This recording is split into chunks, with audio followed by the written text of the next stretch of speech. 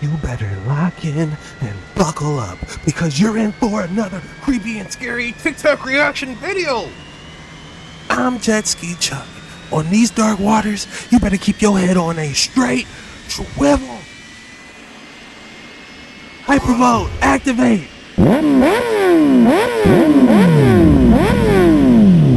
Activating quantum jump. Going quantum! ayusan!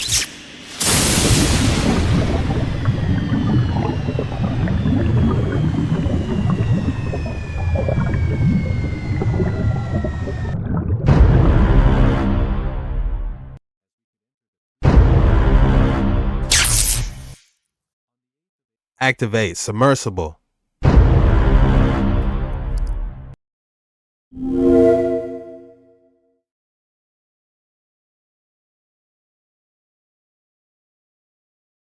News. If you do it in ignorance, that's okay. You didn't know any better. You were asleep. If you have come across this information, and you are still holding on to the cognitive dissonance, if your parasites are overriding your spiritual conscience, you are condemning yourself to eternal damnation. Facts. Don't you dare. Don't you dare. Have you seen the moon map? The famous moon map? The moon map that coincides with the Earth map? Let me explain. I didn't believe it at first, so I went and pulled up photos of the moon. And to my surprise, it was true. Since I didn't believe it, I went directly on the NASA website to pull up images of the moon. Okay, here they are. Not content, just to verify, I went on Google and started downloading images and photographs of the moon. Photographs taken by people, photographs taken by photographers, and photographs taken from like big entities like NASA. Okay? Then I looked at the video that I thought was fake, and I noticed that the images do coincide with the images used in this video. I didn't believe it either. I was skeptic, so you need to help me out and explain this to me. Why does the moon map coincide with Earth map? The more I say I'm not a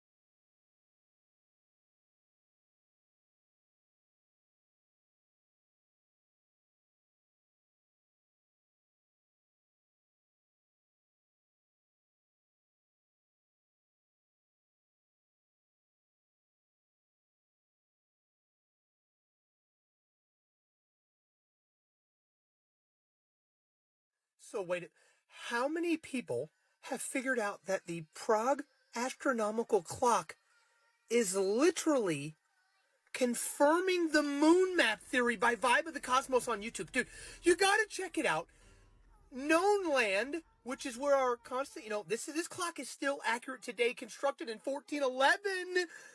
Perfectly, guys, known land, where we are, unknown land, beyond Antarctica. Guys, what's going on?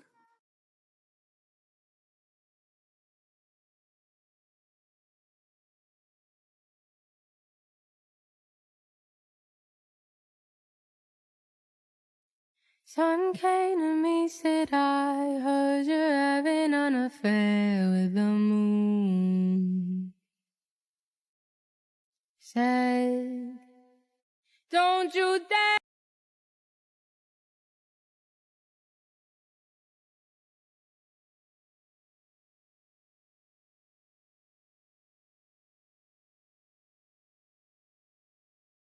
Now, this has got to be some of the most interesting stuff I've ever seen. What if all of the dark spots on the moon are actually a reflection of all the continents on Earth? And it works as sort of a universal map for everybody in the world. Now, first of all, I want you to look at this specific spot here in the bottom right of the moon. According to the theory, that portion of the moon is supposed to correspond with this area of the map, and this whole area is supposed to be what we know as Earth. You see, you got Africa on the left here, Europe and Asia in the middle, and then North America is way up here on the right, and it's a lot smaller than what we have on our own maps. So if this area on the right is what we know as Earth, then what is this whole section over here? Well, I guess it is other unexplored land, simply called North Terra Vista and South Terra Vista. However, North America and South America looking like this is a little bit sus to me. But it might actually be what those continents actually look like, because all the maps we see, we know that they're already distorted, because you know that Greenland is not actually that big. So all of these dimensions cannot be right on the maps that we see. So maybe it does look actually a little bit different. This map even shows there being a huge ass continent east of Asia called Lemuria that looks like it's only 5 feet away from Japan. But what do you guys think? Is this fact or fiction? Is the moon a giant hologram? Is the moon the first picture ever taken? You guys let me know in the comments below. And will cross over many cities named Nineveh. Now, what is the significance of this? There was a biblical scholar named Donald Wiseman, and he speculated that the eclipse took place around the time that Jonah arrived in Nineveh and urged the people to repent, otherwise the city passes directly over or nearby these towns. Look at this: Nineveh, Texas; Nineveh, Missouri; Nineveh, Indiana; Nineveh, Ohio; Nineveh, Pennsylvania; Nineveh, Virginia; Nineveh, New York; Nineveh, Nova Scotia. Now, Nineveh is mentioned in the Bible, most notably in the book of Jonah, where it was associated with a city. Now, prior to its fall, however, Nineveh was the largest urban center in the world. Now, as the story is related in the book of Jonah, the prophet Jonah was called by God to go to Nineveh and to prophesy.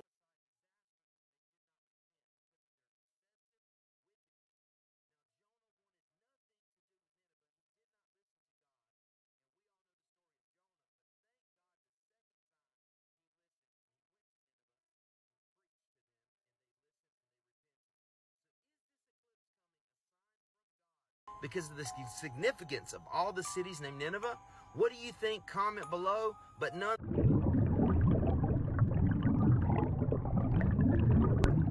He might really be coming on the 8th. Yikes.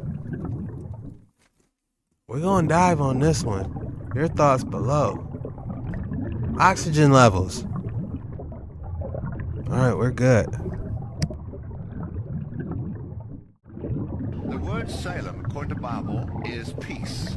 So God is saying 7 times he offered peace. The next, it goes through several cities here, particularly Nineveh. Nineveh. So first we have 7 cities called Salem, and now 7 cities called Nineveh. 7 and 7. 7 cities called Salem, 7 cities called Nineveh, and 7 years apart. Right in the center of the cross.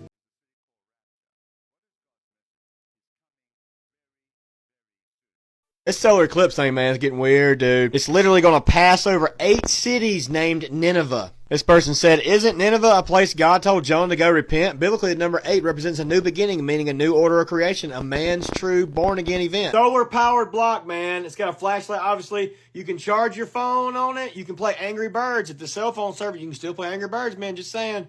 Look, we got iPhone, USB, USB-C. Come on, man. Stuff like this right here, dude, solar powered. You need solar power. Look at my showcases. There's some solar. Just check it out, man. There was ever a sign that God was telling us to repent, it's this.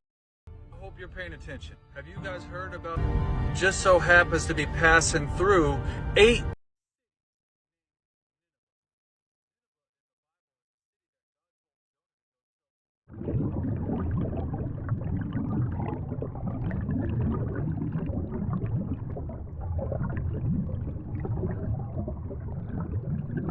named Nineveh. The number 8 spiritually means new beginnings, which is really interesting because that's taken place on April 8th. It's the second total in the last 7 years. When you put these two together, it makes what looks like an X. But in the ancient Hebrew alphabet, it's actually a Tav, and it means the end. And when you come to an end, you come to a beginning.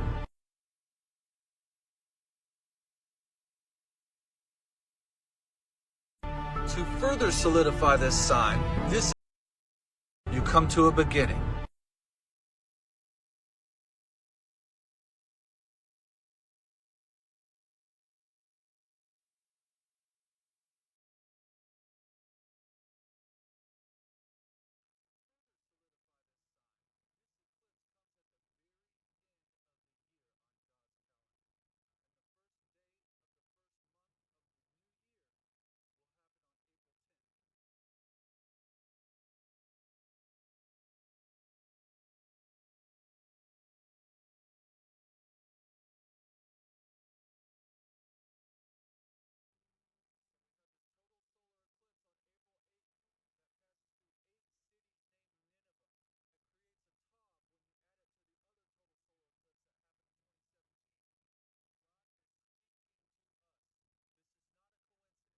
God uses the sun, the moon, and the stars for signs. Read Genesis 1:14. When the disciples asked Jesus for signs, he talked about the sun, moon, and stars, things happening in the sun, moon, and the stars. That is the reason why God put them up there, to keep time and to give us signs.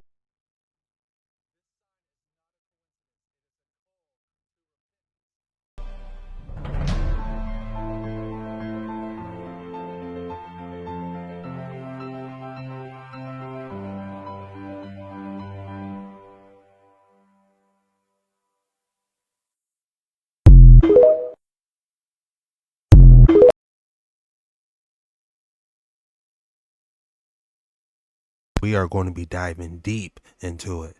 So lock in, buckle up, make sure you got your life vest for this one, because we are going to be trying to connect the dots, see if we can uncover some type of truth. For entertainment purposes only. Do your own research, of course. Quick disclaimer, but yeah, we're going deep in these waters. Dark Waters 9. Y'all know what's up. Let's go.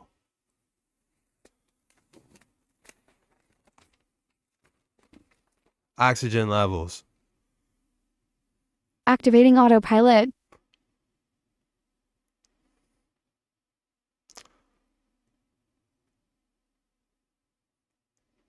Set a course to the coordinates. Destination reached.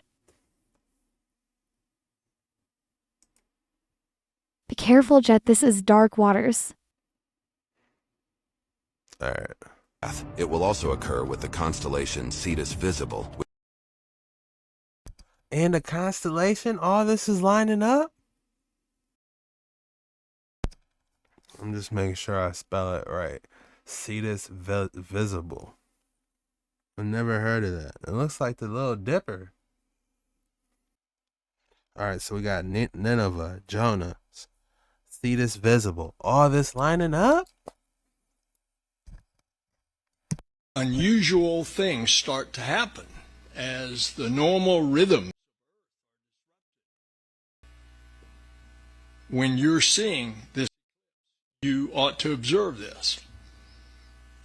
As the day appears to turn to dusk and then dark, people have heard birds stop singing. They've seen giraffes suddenly begin to gallop. Roosters start crowing and crickets chirp. So watch for these unusual behaviors.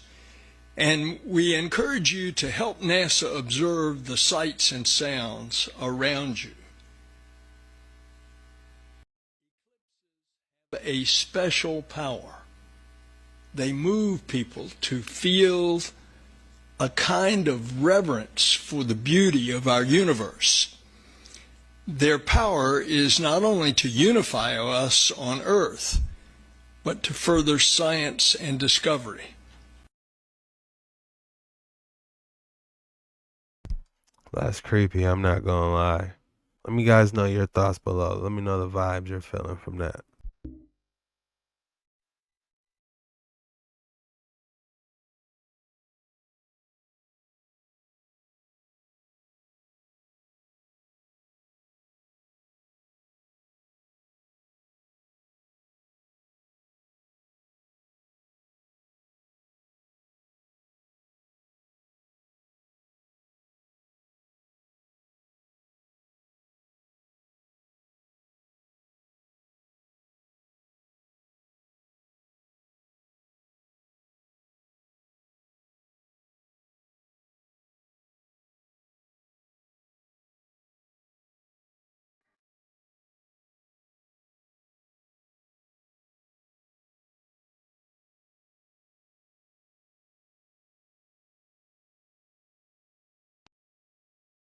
You know, I'm watching this and it kind of looks like the moon at night. Like, could this have some type of correlation of like how the moon is a crescent or a half moon, you know? That's interesting.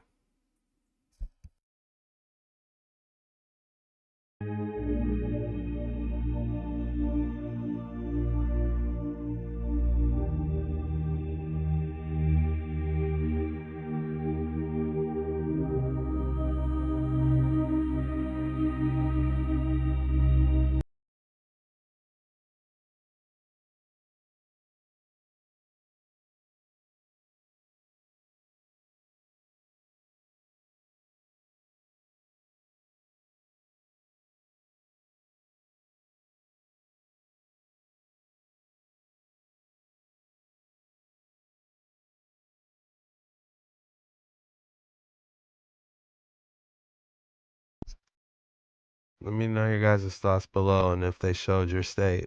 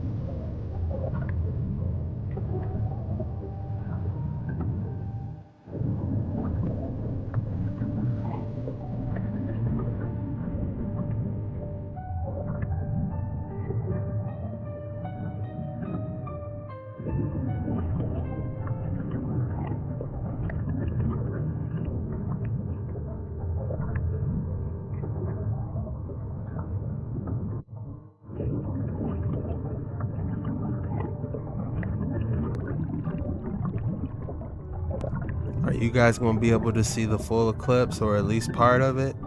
And they said the next one is in 2044? That's a minute. I'm not going to try to do the math because last time I butchered it. Right, there we go. Wow.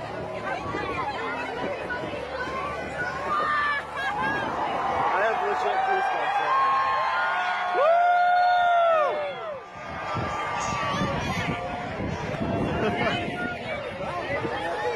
Totality.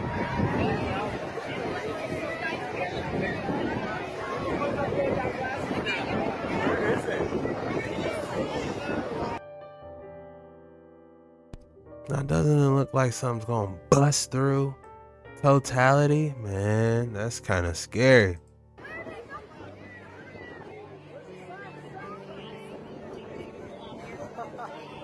Eclipse totality.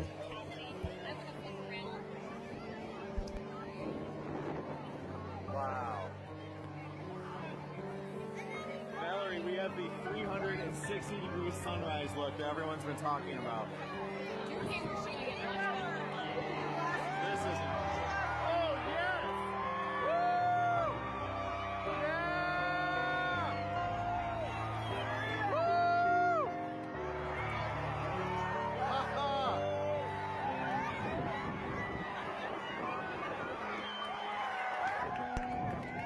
Then you just see aliens start shooting through that boy.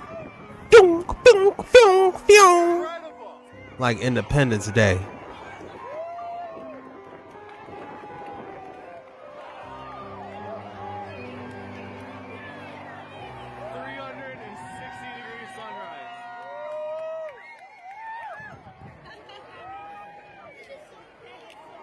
Wow. Yeah, that's Eclipse totality, man. But how people talking? Pew, pew, pew. Like Independence Day. Like I'm going all mayhem. It's going nuts.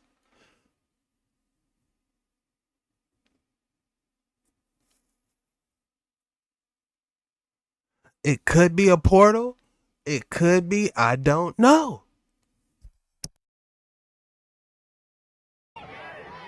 Oh man. Want me to hold your mic so you can... Absolutely incredible.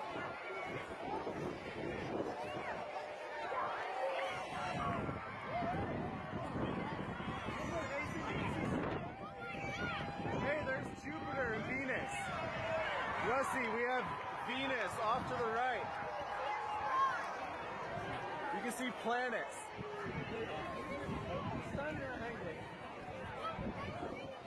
Look how light it's getting on the horizon now. The sun's gonna come back.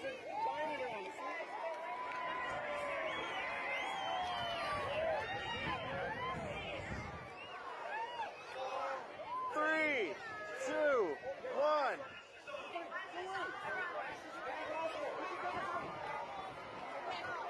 Glasses on.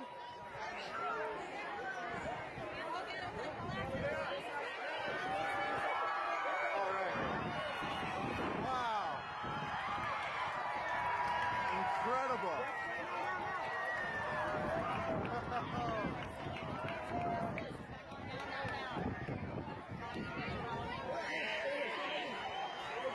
Wow.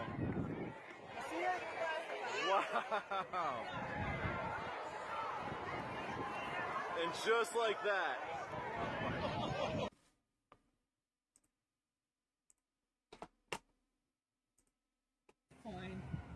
My progress.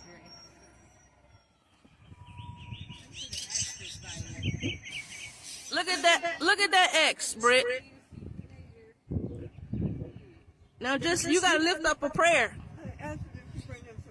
Did you bring them some shoes? My progress.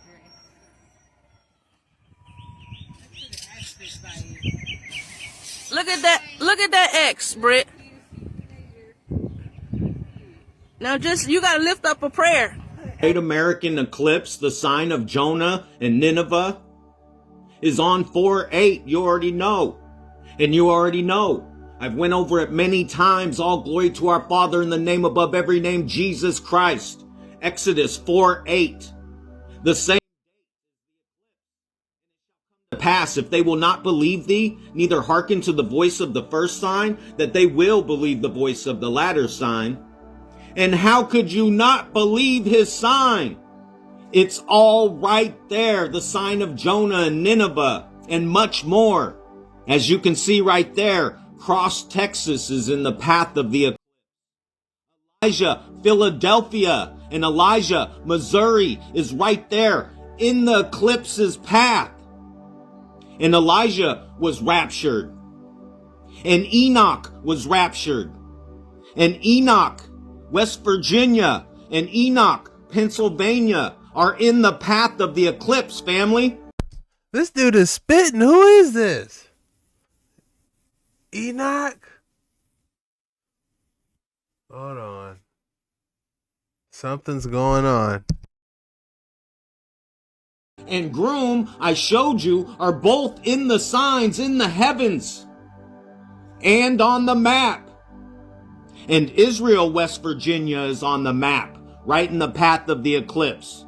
And Jonah, Texas, and Jonah, Oklahoma. And County Nova Scotia, Nineveh is there 8 times, just like there was 8 people on the ark. And Noah was one of them. And Noah is on the map 3 times. Noah, Tennessee, Noah, Alabama, and Noah, Georgia. And Rapture, Indiana, is right in the middle of the X. And X marks the spot. And it just happens to be right in the middle of the X pinpointed. Rapture, Indiana. But it gets way bigger, family. Remember, I showed you right above Groom is Weeks. And there's 5 cities named Weeks in America. And there's 2 on one side of the path of the eclipse and 3 on the other. And I showed you right above Weeks is Champion. And there's 6 cities named Champion in the path of the eclipse. And remember, X is Tav in Hebrew. And Tav means sign in Hebrew. It is the symbol of truth, perfection, and completion. And remember, all 3 eclipses create Aleph. And it represents God's revelation and presence in the world, family. And remember, I showed you right next to Weeks is Damashtigalov. And Damash literally means Damascus. And there are 15 places in the world named Damascus. And America has the highest number of places called Damascus, spread across 13 regions. And there's 12 cities named Damascus right in the path of the eclipse, family. There's 2 right here. Damascus, Tennessee, and Damascus, Virginia. And they're all over the path of this eclipse. It's right there. And Daniel is written in the signs in the heavens. There's too much lining up. We got it. Nineveh. The story of Jonah. The Devil's Comet? What? We haven't even got into that Devil's Comet. We don't even know what that is. A comet with 2 horns charging with the... Come on, man. What is going on? These waters, man.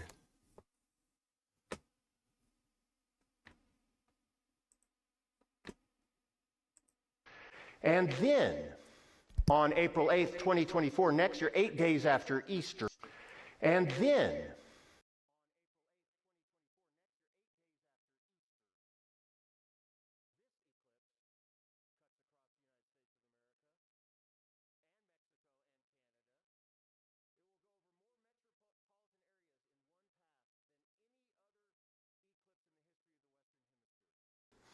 more people will see this eclipse than anywhere else.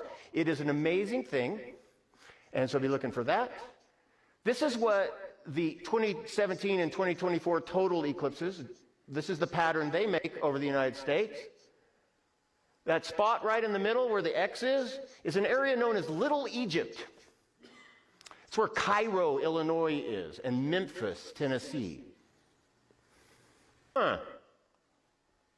Interesting. Oh, look, the Paleo-Hebrew alphabet. Right there. That is the Hebrew letter Tav. This is what the Bible, the oldest parts of the Bible were written in this language. That's the last letter, the 22nd letter of the Hebrew. Notice it's a cross, an X. That's the Aleph, which became the A. You see how it looks like an A, right? Hold on. Huh.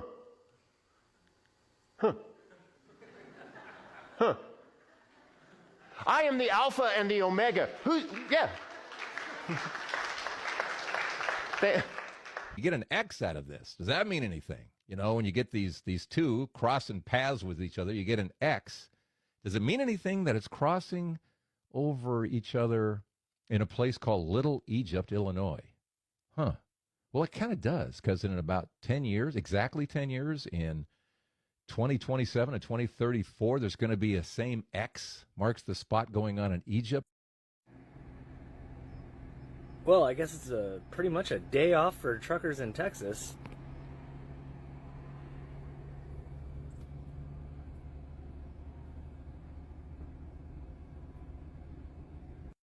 There was an eclipse that took place 7 years ago went right across America. There's another eclipse coming right across America. It'll make a perfect cross on the center of the nation. God made the first sign go through 7 cities named Salem on August 21st, 2017. The word Salem, according to the Bible, is peace. So God is saying 7 times he offered peace. Good news for everyone in America. A lot of people think you can only see it right here, but that's not true. You'll be able to see it as far out here as Denver, up here, maybe even San Francisco, some of it. So the entire of America will be able to see this. It's just what percentage. You know, in this region, you'll be able to see almost a total eclipse, specifically that narrow region which you've seen all over the maps. But none of those maps and none of the people on TikTok are telling people that you can actually see it absolutely almost everywhere in America. So whether you live on that line or not, you will be able to see it. And in some places it'll be up to 4 minutes, so make sure you enjoy it. Make sure to research some of the stuff going on this day. Keep yourself safe, maybe avoid large crowds, and make sure to take care of your eyes. Do not look directly into this. There are special glasses or other things that you can do. So let your friends and family know. It'll be all of America that can see it, not just that tiny little strip, okay? Enjoy.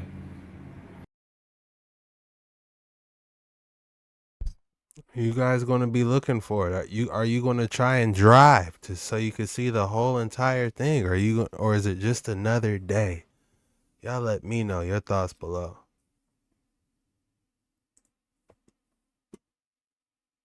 Jesus Christ is coming soon. He is the Alpha and the Tav, the Alpha and blood on the wooden cross for our sins on. Alright, so April 8th, what do we do? Detox, detox, detox. Please do yourself a favor and detox. They have technology where if there's any kind of heavy metal inside of you, it can separate the metal that's stuck inside of your body. It can move it from north to south to east to west, and it can make all the other particles move at the same exact time. They've been doing this for a long time, and it simply helps to fulfill the iron being mixed into the clay or the heavy metals being mixed into you. Alright, so April 8th, what do we do?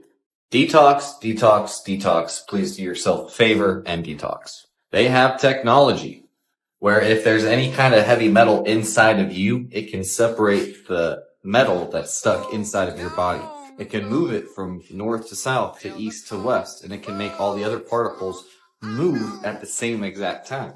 They've been doing this for a long time, and it simply helps to fulfill the iron being mixed into the clay or the heavy metals being mixed into you. And when this eclipse happens, there's going to be so many different energetic waves going through the air and so many different voice-to-skull technologies going on at the same time, as well as the heavens changing, that people are going to be in a state of confusion, going to forget what is north, south, east, and west. If you've ever seen a crazy person before they go completely crazy, that's kind of how people act when they're full of heavy metals. And that's how it's called Mad Hatter syndrome, right? So, but that volume is going to get turned up just an extra quite a few notches. And so any kind of issue or baggage or leaven that we have now, it might not be an issue, but as the days increase, it's going to become an issue. Because whatever negative things we have going on in our bodies will be manifested physically more so than ever before. This is why we have to be detoxifying and taking care of our bodies. They're temples, right? He told us it's a temple. He told us the specific way to eat, how to live. Have enough goat milk for your entire home. Proverbs 27:27, salt every offering. And Leviticus 13, herbs to be for the healing of the nations. Revelation 22:2, and the disease of the curse to be no more. Revelation 22:3. This kind only leaves by prayer and fasting. Matthew 17:21. So it's been in the book the entire time. It's just that we forgot. Which could make sense why he's sending an Aleph and a Tav to remind us of the macro as well as the micro. Also, remember the leaves of the trees be for the healing of the nations. So please feel free to share this with anybody you might know, because this is a message that is very important for what's going on right now, at least for anybody who has any kind of spiritual insight as far as what happens to the salt if it loses its flavor. Right? And everybody is salt or magnesium / copper deficient. So that's why it's covenant of salt. That last forever, numbers 18:19. It's also why we made you a Bible. Coming down sunny day.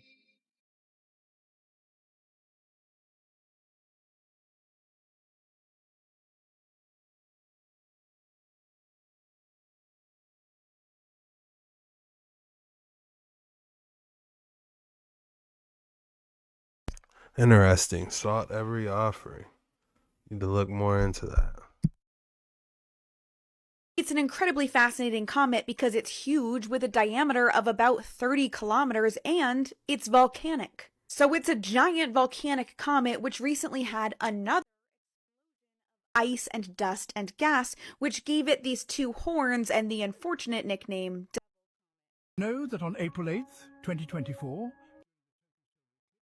a unique celestial spectacle will be visible. This isn't just any celestial event, but the rare appearance of the Devil's Comet. This intriguing comet, discovered way back in 1812, will emerge from the shadows, gracing our skies during this total solar eclipse. Its path will take it near the Sun, traversing the constellations Andromeda and Pisces, making this a truly celestial ballet. With an orbital period of approximately 71 years, these visits are few and far between. Around mid-March, it will be closest to the Sun in the constellation Aries, and will then head into Taurus, passing near Jupiter mid-April. This comet will be approximately 27 degrees from the Sun, and close to bright Jupiter during the eclipse. So, what exactly is this Devil's Comet, and why is it making such a grand appearance? Discovered in 1812, the Devil's Comet, also known as Comet Pons-Brooks, is a Halley-type short-period comet. With an orbital period of approximately 71 years, this comet has been a celestial wanderer, making its round trip from the outermost regions of our solar system to the inner sanctum near our Sun. Come mid-March 2024, the comet will be spotted near the constellations Andromeda and Pisces. But it's during its closest approach to the Sun in April when the comet truly becomes a spectacle. It will traverse the constellation Aries and head into Taurus, passing near Jupiter mid-April. The comet has earned its nickname, the Devil's Comet, from a significant brightening and a distortion of the coma into a horn-like shape after an outburst in July 2023. An ominous sign, some might say. During the eclipse, it will be approximately 27 degrees from the Sun and close to bright Jupiter. Its apparent brightness around this time is expected to be around magnitude 5. The solar corona's glow during the eclipse might make it difficult to spot without binoculars or a telescope, but for those who persist, the sight will be worth it. On April 21st, 2024, the comet will reach its perihelion, the closest point to the Sun, where it will shine at its brightest in the constellation Taurus. But there's more to this comet than meets the eye. In 2024, a remarkable convergence of celestial and cultural phenomena unfolds, as if the universe itself is setting the stage for an extraordinary spectacle. Alongside the total solar eclipse and the rare visibility of the Devil's Comet, we find ourselves at the peak of solar activity. Of the United States is Dude, y'all heard the Devil's Comet that we might see during the eclipse on April 8th? The Eclipse Comet that may photobomb April's big event. This thing last visited the solar system, man, in the year Queen Elizabeth II's coronation. It's larger than Mount Everest. Now we're going to talk about this daggum eclipse, man. Look, I live like 20 minutes away from there, right? Look at where they cross it. Okay, also the cicadas are supposed to be coming out after a long time. Different types of cicadas, and look, they're all merging right there. The solar eclipse of 2024 this year is coupled with the passing of a comet. They both pass on the Hebrew New Year, April 8th, which is unheard of at our time. 3 heavenly signs in one day. Luke 21 and 25. And there shall be signs in the sun, and in the moon, and in the stars, and upon the earth distress of all nations, with perplexity, the sea and the waves roaring. Luke 21 and 28. And when these things begin to come to pass, then look up and lift up your heads, for redemption is near. This is past the ice wall. Pierdol. Kto tam z tyłu? Włos! Ja. No, on. Stay tuned on my page. I'll be bringing lots of videos like this of the moon, pyramids, and planets getting past the outer walls.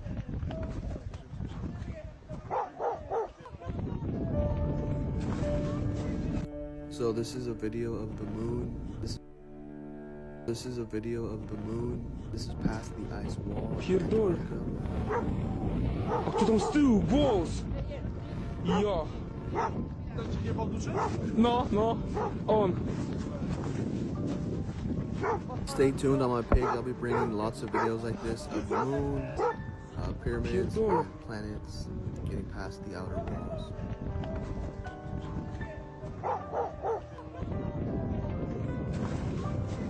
So this is a video of the moon. This is past the ice wall.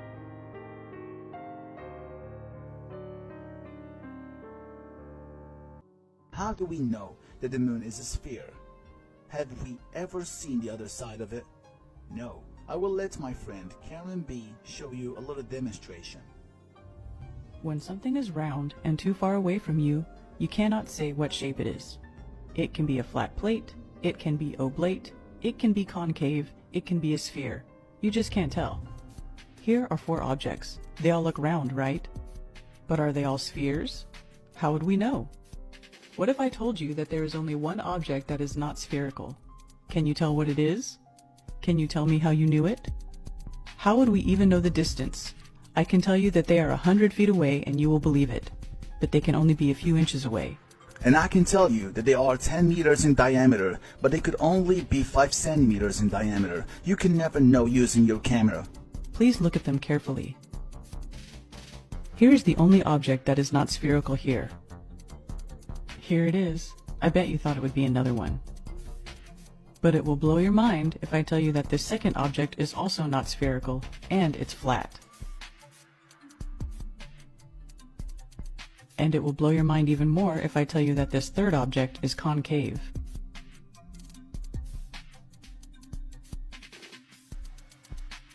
But how about this one? This is the only spherical object. We could have an oblate object and you would think it's spherical as well. So looking at something round does not mean it's a sphere. Have you ever seen the moon rotating in the sky? You have always seen one side of it, which makes it impossible for anyone to say the moon is spherical. However, using the word round is correct. A plate is also round. Look at this moon right here. Does it look round? Yes. Does it look like a sphere? Yes. Is it really a sphere? Let's find out. Well, it's not. It's flat. You got tricked again.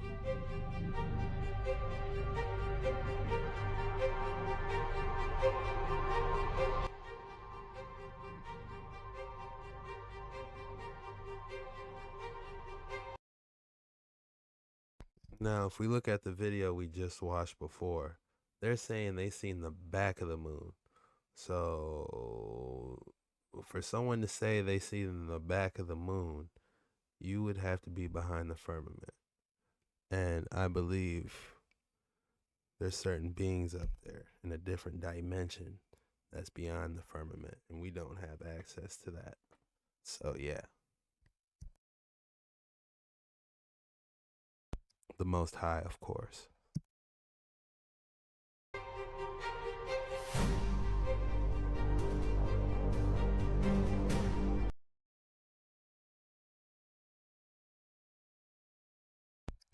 Historically, the fixed stars were often believed to exist attached on a giant celestial sphere or firmament, which revolves daily around the earth, and hence is known as a sphere or fixed stars, which acted on supposed limit of a whole universe.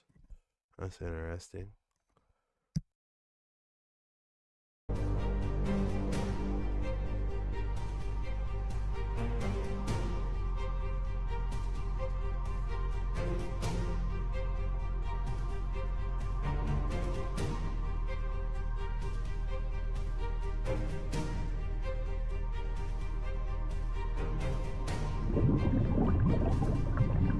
I set up my 5-inch telescope using a 17mm eyepiece and took these snapshots. You will notice in the pictures, stars show through the dark portions of the moon. And as I go through them, I will blow them up a little larger so you can see these stars. I'll point to one. There's a blue star here, a white star. There's another star right here. Shows up quite good. And That's that picture. Move on to the next one. You can actually see the stars here. So we'll zoom in and we'll see a red star with a white star right in here. And then there's 3 stars, a white star, a blue star, and another blue star. And there's a white star pretty much over here. Okay, now this one here you can see the stars. 1, 2, that's pretty bright. Now zoom in on it. Now there's a red star, white star, showing through the moon, white star, and then blue star again. This is Deep Space Nine, by the way. I hope you guys can watch this and they don't let me mute it, force me to mute it. I hope you guys could hear this. If not, we're going to dive into this way deeper. I'll do a movie on this if I have to. With another star over here. And if we go further down, we see another blue star. And a white star. There's more stars that I'm picking up on this film. They do have 2 stars out here on the edge, but this is basically closer to the left side of the moon. Moving on, you can see 2 stars here. There's another star here, 2 stars down the bottom, and another star here. So we'll zoom that up for you. There's one on the bottom. How do we know?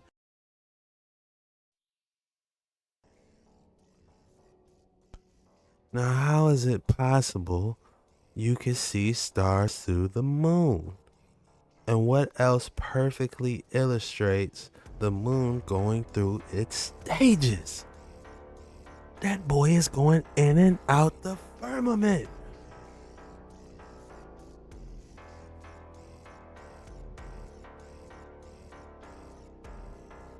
It shouldn't take all this. But if it does, so be it.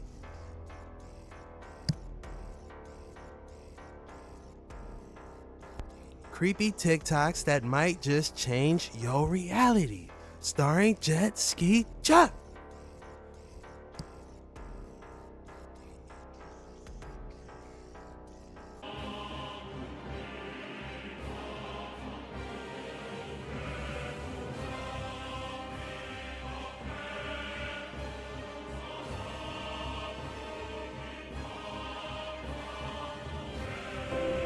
We got y'all in the headlock with this one. There ain't no escape.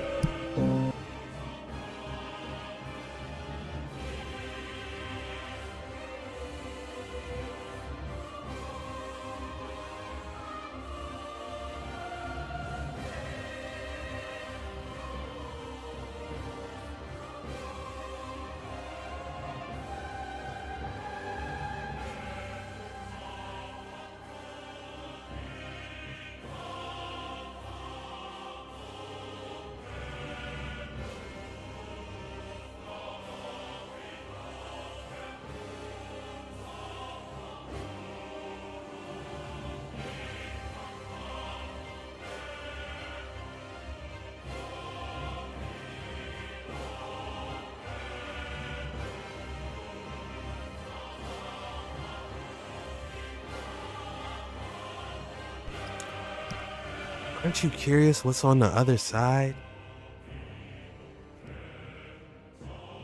We know what's on the other side. And it tells us what it looks like. And I want to see it.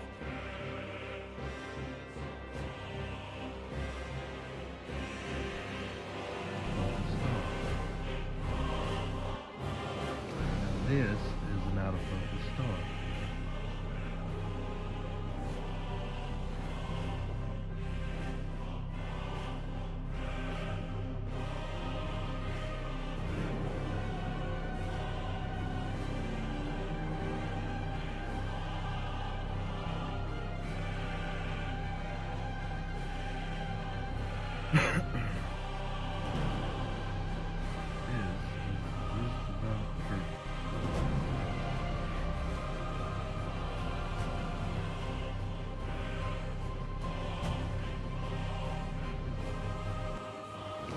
This is an out-of-focus star.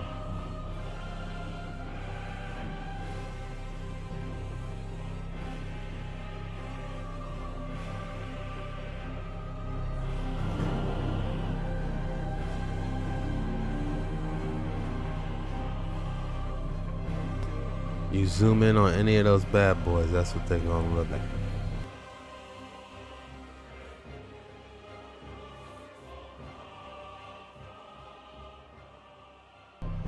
Slowly gonna bring it back so you can see an actual star.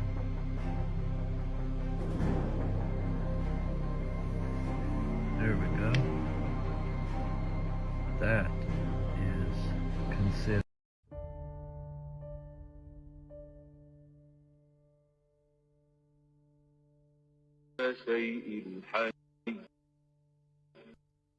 So you guys might be asking yourselves, how is a star created and how is a star formed? Well, what if I said we can prove that theory?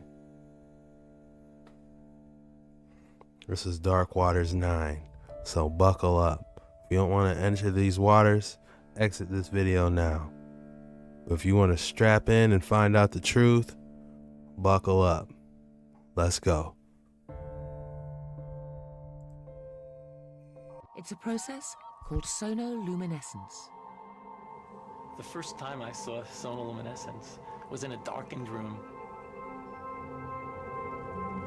I was transfixed to look at this spherical flask of fluid. And you look into the center, and in the center see a glowing blue-purple light, which could be seen with the unaided eye. It looked like a star in the heavens.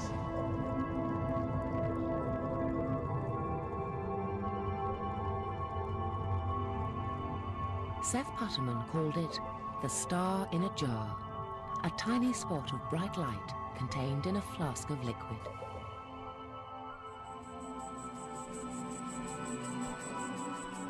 This star in a jar is made when a sound wave is passed through a small bubble inside a flask of liquid. And this sound wave Hear that? Sound makes wave. the bubble do something remarkable. First it expands, then it collapses.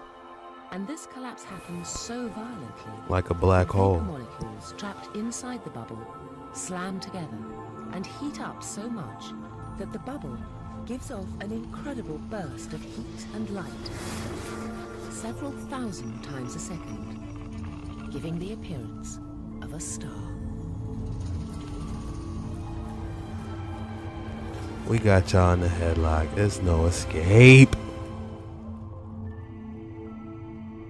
What made the phenomenon so exciting was the temperature of this star in a jar. On its surface alone, the light burns at tens of thousands of degrees. And Seth Putterman now contemplated a tantalizing possibility. Could the core of the collapsing bubble be even hotter? Hot enough for fusion?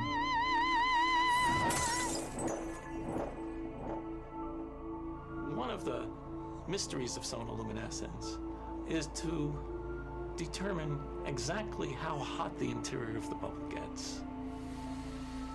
In the sun, the interior can be millions of degrees, hot enough to cause fusion. And the thought crossed my mind that perhaps inside the collapsing bubble, the interior of the bubble might also get hot enough to cause fusion.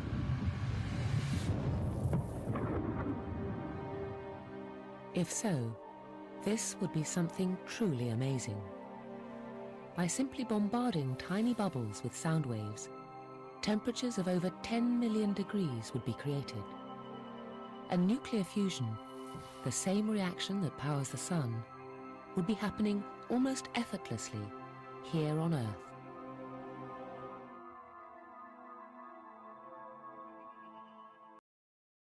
So anyways, as I went on the search, I realized that there were more supposedly meteorite craters all over the world in different continents, all around, roughly around the same size as you can see here in these pictures. I took a picture from each continent from every one of these supposedly meteorite craters. But out of all these craters, there's nothing left of the meteor that landed there. And I say that in quote, supposedly landed there. There's nothing left of the meteorite, but all the craters are still there. and I'd remembered researching geysers many, many years ago. Now, here's a few images of what geysers look like. But the images I'm showing you are what the geysers look like when they're actually erupting. So check this out. Now, does these craters underneath these geysers not look familiar to you? Just take a really, really close look. Now, I'm showing you the ones that are erupting. Now, let's take a look at the ones that are not erupting.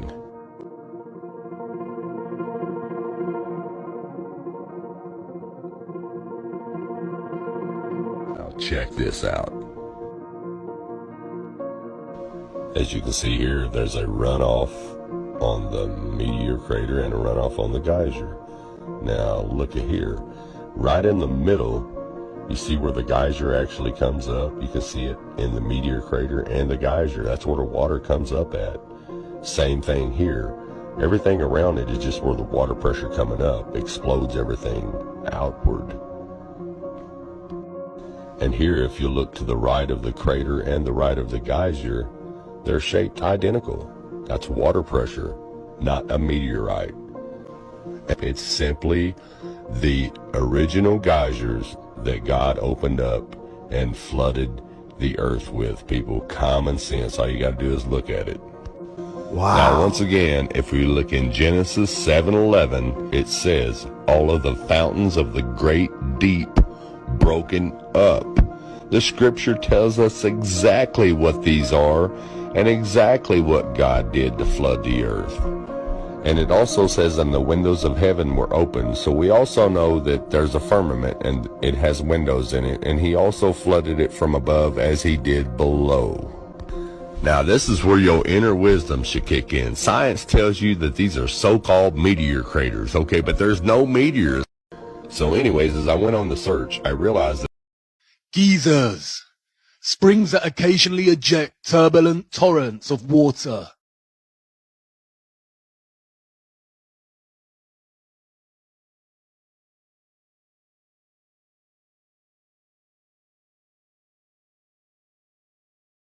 Can you see it?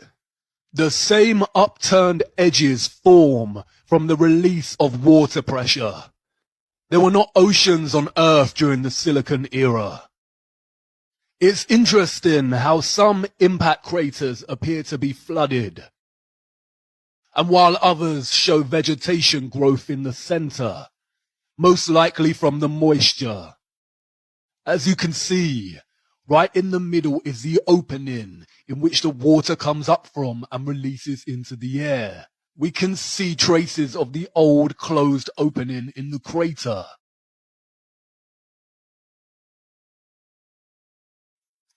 These are for entertainment The purposes microcosm only. and the macrocosm. In the biblical model and ancient stories of the Great Flood, the waters came from above as the vaults in the firmament were opened, and from below, from a place called the Great Deep. The Great Deep in the biblical model is not the oceans. The Great Flood rid the world of the Nephilim. Impact craters are found everywhere. There are 190 spread across Earth. We are told they are caused by debris and meteorites from outer space. But look closer. Any geologist worth their salt would immediately ask the question, where is the remaining meteorite rock? If a meteorite of 160 foot in length crashed... Hey, I love how this dude talks. He said any geologist that has a soul would tell you this. You know, these are for entertainment purposes, of course, but it's a damn shame. We got to get our education and our knowledge from these, you know? It's like anybody with common sense could put two and two together and be like, man, if you got a meteorite, if you take a rock and throw it at the ground, the middle of a sand, you know, find it where it's sandy. You throw a rock the middle of the ground, you're going to see the trajectory of the sand go into the opposite direction of where the rock impact hit. It's not going to be a perfect circle protruding up. Oh my God. Entertainment purposes only, but it's a damn shame we got to get our knowledge from this. Oh my God. Help me. Most High, help me. Crashed into Earth, then where did it go? Of course, they tell us that the meteorite mostly vaporized upon impact due to its speed. The same story over and over again. Claims that no one can actually prove. Continually putting all our faith in the priests of atheism. What are these craters? They do not appear to be quarries. There is no stepped, tiered patterns of barbaric gutting.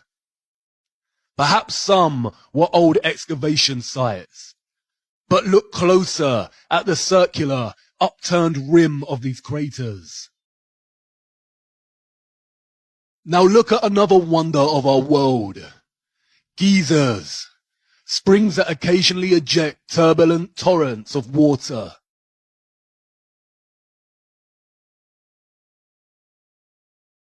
Yeah, we know it's called geysers, but that's how they probably say it where he's from, geezers, you know? I like his accent, you know?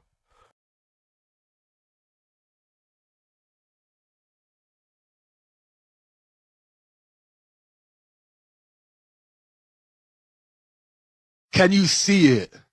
The same upturned edges form from the release of water pressure. There were not oceans on Earth during the Silicon era. It's interesting how some impact craters appear to be flooded, and while others show vegetation growth in the center, most likely from the moisture.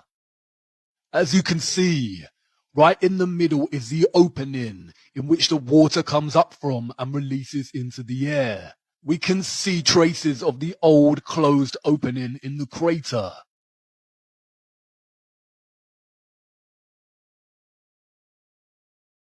The microcosm and the macrocosm. In the biblical model and ancient stories of the Great Flood, the waters came from above as the vaults in the firmament were opened, and from below, from a place called the Great Deep. The Great Deep in the biblical model is not the oceans. The Great Flood rid the world of the Nephilim. What? Orion spacecraft? Scraping against the firmament? We gotta see this. Let's go!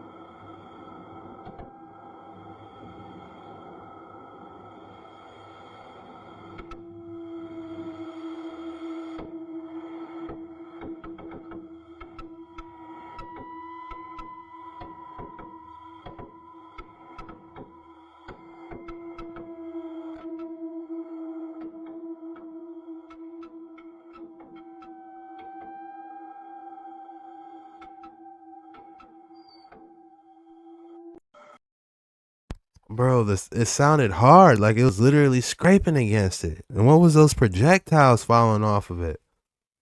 I've heard of sky stone, but was that actual pieces of it?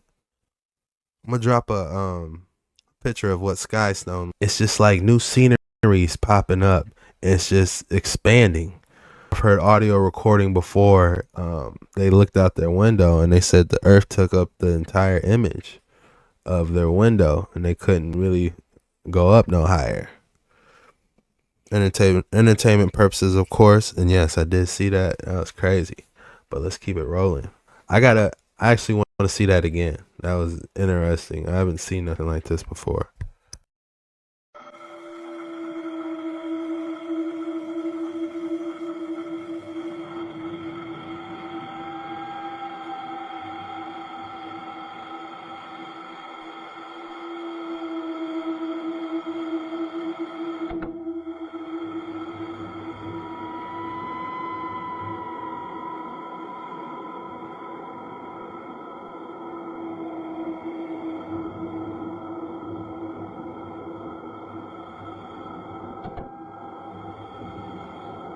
My whole thing is just tell us, you know, what's really going on. Just let us know.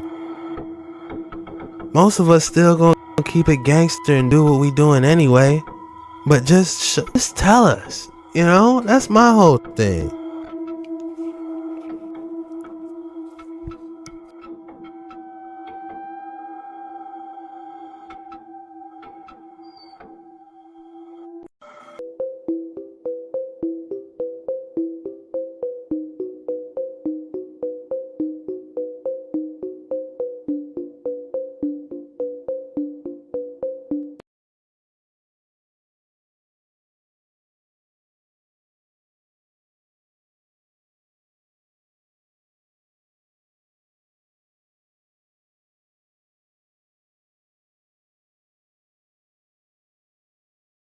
No way.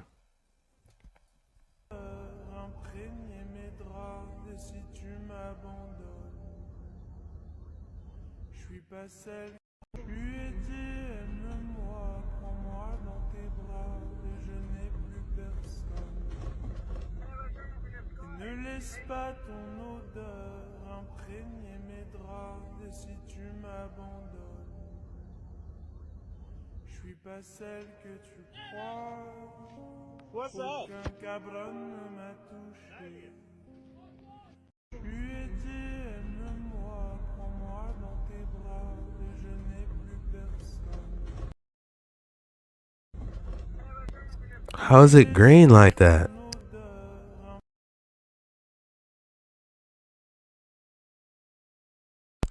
What do you guys think that is? Is that a meteorite or a UFO? Let me know in your comments below. And God called the light day, and the darkness he called night. And the evening and the morning were the first day. And God said, let there be a firmament in the midst of the waters, and let it divide the waters from the waters. And God made the firmament, and divided the waters which were under the firmament from the waters which were above the firmament. And it was so. And God called the firmament heaven. And the evening and the morning were the second day. And God said, let the waters under the heaven be gathered together unto one place, and let the dry land appear. And it was so. And God called the dry land earth, and the gathering together of the waters called he seas. And God saw that it was good. And God said, let the earth bring forth grass, the herb yielding seed, and the fruit tree yielding fruit after his kind, whose seed is in itself upon the earth. So multiple people all over the world last night captured faces by the moon, which is ridiculous. So the videos you're about to see are going to blow your mind. All I got to say is, give me what you got. Come on. Check this out.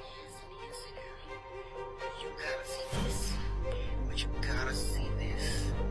Okay, from the naked eye, there's nothing but the moon in extreme light. But when I zoom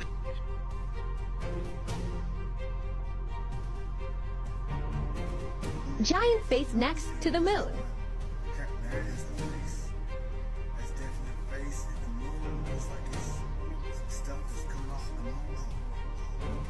So then there he is. There's the face right there. What?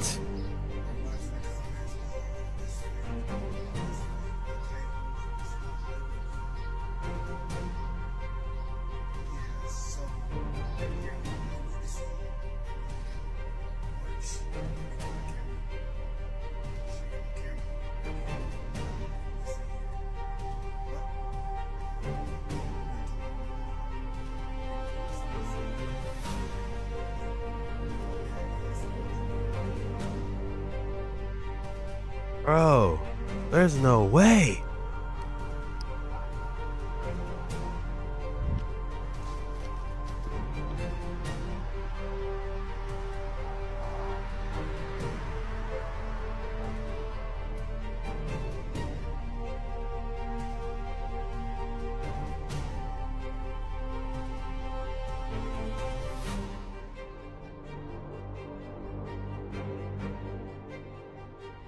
Ain't that something?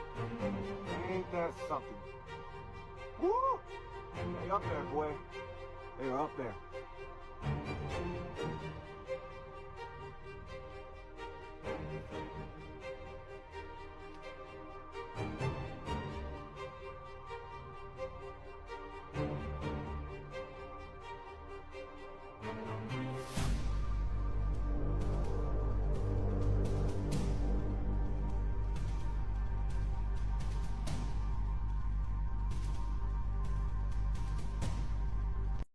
So multiple people all over the world last night captured faces by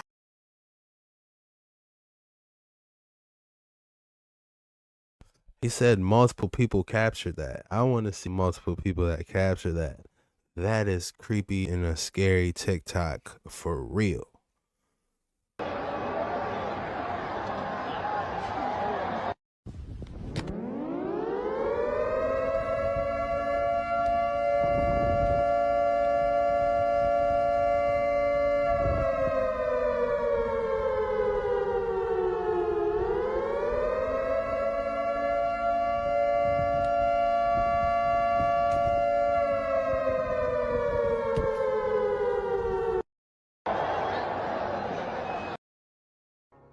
Máquina, veremos la velocidad de esta onda muy larga.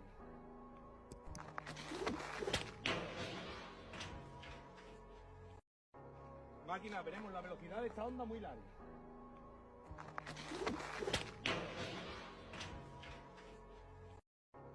Máquina, veremos la velocidad de esta onda muy larga.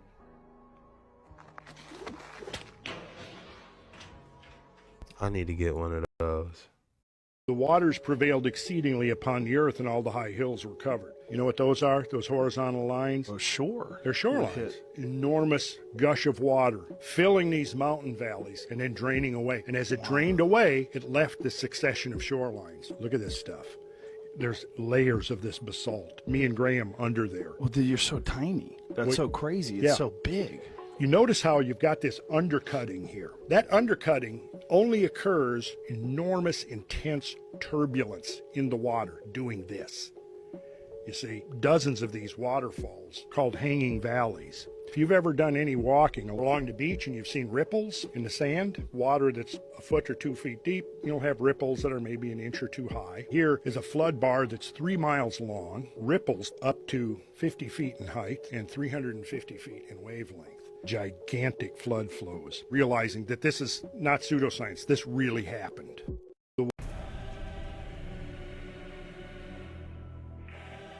Unfortunately, the audio on this segment of the video had to be muted, but the words are there. It has some very critical information on star rotation if you're interested. This is not for educational purposes, this is for entertainment purposes only.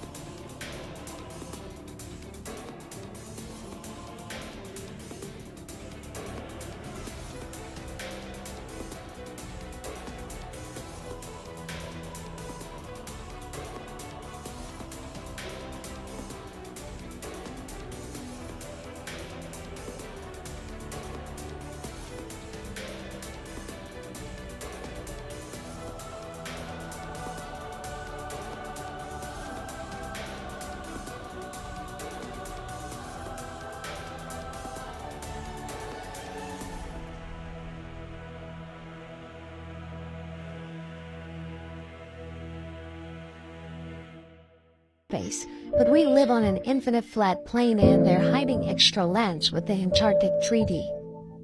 All stars are locked in rotation around the pole star, hence why it's named Polaris. The pole star is fixed above our magnetic North Pole, which is the source of all life here. You've been lied to your whole life so the ruling class can keep us like pets as free-range tech slaves. There's infinite lands with infinite resources being hidden beyond the ice wall. It's time to start questioning so-called authorities and start conducting your own investigations and making your own conclusions. If you enjoy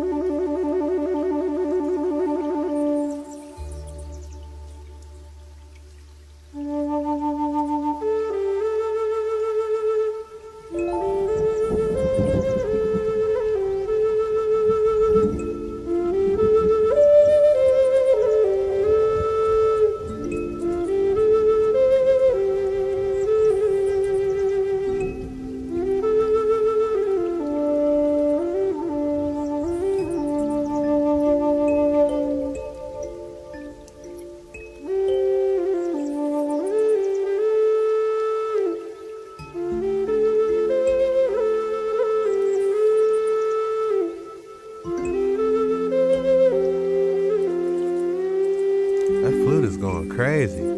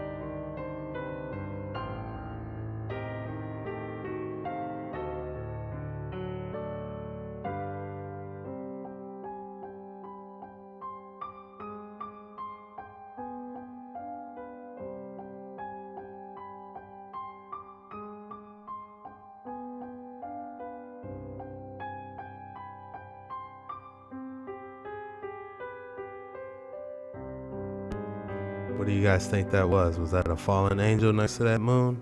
Or what?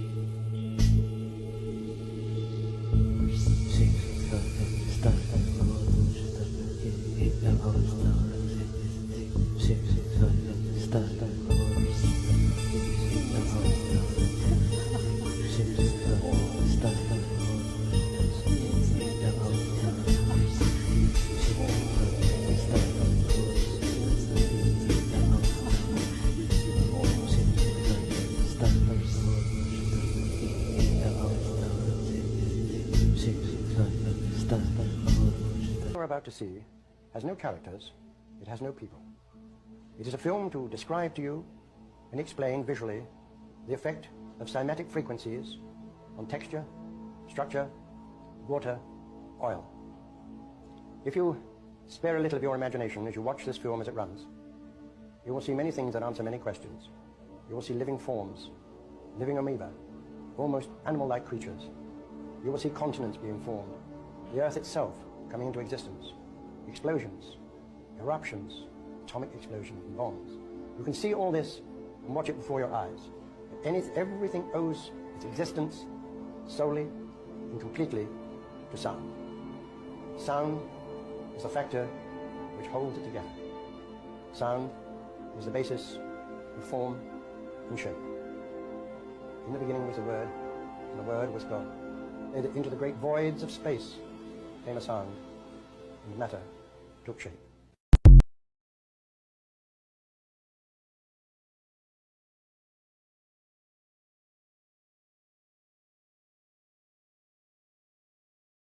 Bro, is that the North Pole for real?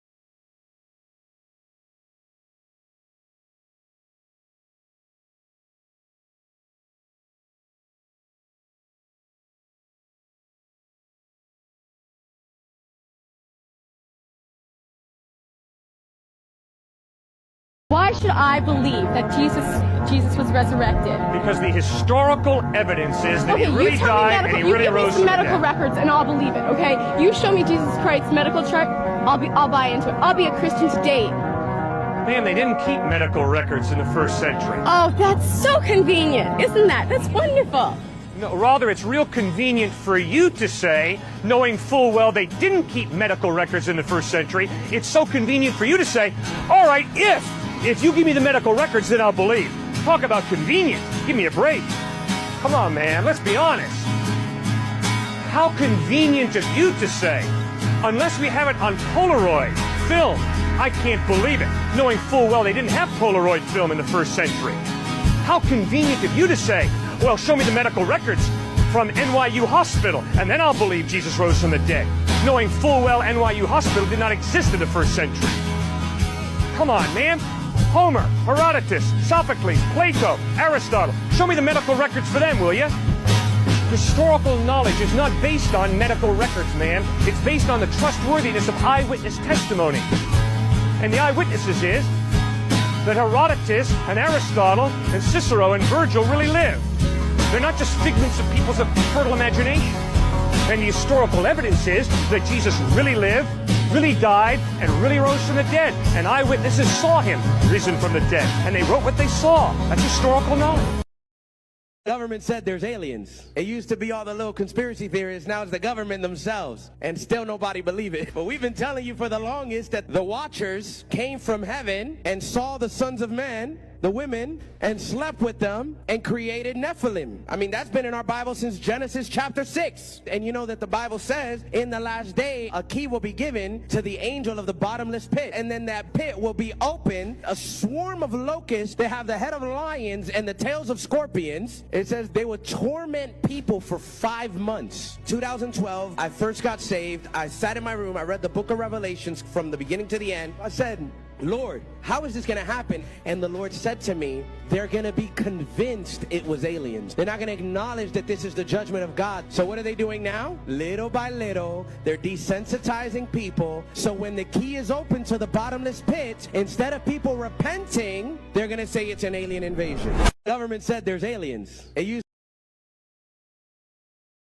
So I took the time to plot out the path. And the path was kind of crazy because this comet literally drew the 666 in the heavens, 3 of them, from that third seal. And then after that, it's going fast now, like every day, like it goes really fast. Like I'm gonna go back it up a bit, like from this point here. It goes pretty quickly, and it's just going like a straight line now, straight down. And check this out. This was really something. Right through like the neck of the lamb or the neck of the ram, right through here. And if you zoom in, the key star is Hamel. The main star of this constellation of the ram, the lamb, is Hamel. And I'm going to show you what that word means in a bit, but continue this down. Oh, and by the way, this date that this comet passes through, like almost making a cutting motion, like up through the neck of the lamb, the ram, right here, this is Easter. This is Easter. So, yeah, it's hard to, can't make this up. We have this double comet coming down, making 3 6s, coming down straight through and making this like cutting motion through the neck of the ram on Easter.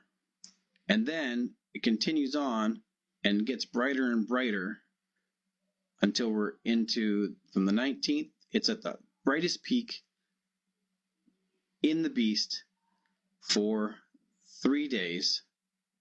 And the last day of its peak brightness is on the 224422 day. And the magnitude is 442. You just can't make this stuff up. So, wanted to show you that, and we will go back and talk about it. Wow.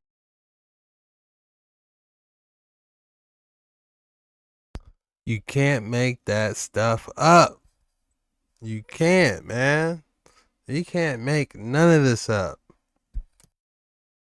And you're watching the return of the King channel. A comet is approaching Earth, and it's being called the Devil Comet because as it approaches, twin tails which look like horns have been appearing. As if things didn't seem apocalyptic enough already, scientists reported that a horned comet 3 times bigger than Mount Everest exploded and is hurtling toward Earth. The blast originated on October 5th from 12P Pons Brooks, a cryovolcano. So for the uninitiated, this is a cold volcano which erupts with ice instead of fire. So this particular comet measured a whopping 18.6 miles in diameter, the size of a small city. For reference, Mount Everest, the highest mountain on Earth, is just over 29,000 feet high, or about 5.5 miles. The British Astronomical Association, which is closely monitoring 12P, were made aware of this explosion after noticing that it appeared dozens of times brighter due to the light reflected by its coma. And the coma is the cloud of gas surrounding its center. This instance was particularly unique because the Arctic blast created the shape of what looked like horns, like some intergalactic Beelzebub, or some experts have compared it to the Millennium Falcon. An intriguing perspective on this comet. He referred to it as an intergalactic Beelzebub. Little does he realize that this comet is precisely that. The timing and location of this comet's appearances makes the name quite apt, as you will soon discover. This is the view of the heavens during the April 8th, 2024 eclipse from Little Egypt, Illinois. Above the eclipse is the horned comet, now being referred to as the Devil Comet. Throughout history, comets have by various cultures, including the ancient Jews, who perceived them as heavenly beings descending from the sky to earth. Isaiah 14:12 speaks of Lucifer falling from heaven. How art thou fallen from heaven, O Lucifer, son of the morning? In the Gospel of Luke, Jesus tells his disciples, I saw Satan fall like lightning from heaven. The comet's tail, constantly oriented away from the sun, creates the illusion of it descending toward earth. As people witness the spectacular occurrence, it's not surprising that ancient cultures often interpreted comets as heavenly beings falling from the skies. To the left of the comet there is what appears to be a bright star. The position of the star cannot be dismissed as mere coincidence, nor can the constellation in which they both appear. Now I watched when the Lamb opened one of the 7 seals, and I heard one of the 4 living creatures say with a voice like thunder, Come. The tribulation commences when the Lamb opens the first of 7 seals, releasing the 4 horsemen. And I looked, and behold, a white horse, and its rider had a bow, and a crown was given to him. And he came out conquering and to conquer. Aries, the constellation of the Lamb, is called Tale in Hebrew, which means lamb.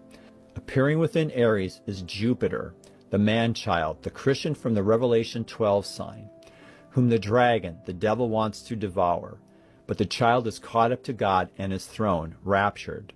From the day the first of the heavenly signs found in Revelation chapter 12 appeared, which was on September 23, 2017, it has been 6 years, 6 months, and 6 days. Encoded within this time period is the number of the beast found in Revelation chapter 13, 666. The comet will coincide with the third and final eclipse to appear over America. The paths of all 3 eclipses collectively form the first letter of the Hebrew alphabet, Aleph. And the first and last eclipse form the last letter of the Hebrew alphabet, the Tav, in Greek, the Omega. In Revelation 22, 12, and 13, Jesus proclaims, Behold, I am coming soon, and my reward is with me, to repay each one for what he has done. I am the Alpha and the Omega, the first and the last, the beginning and the end.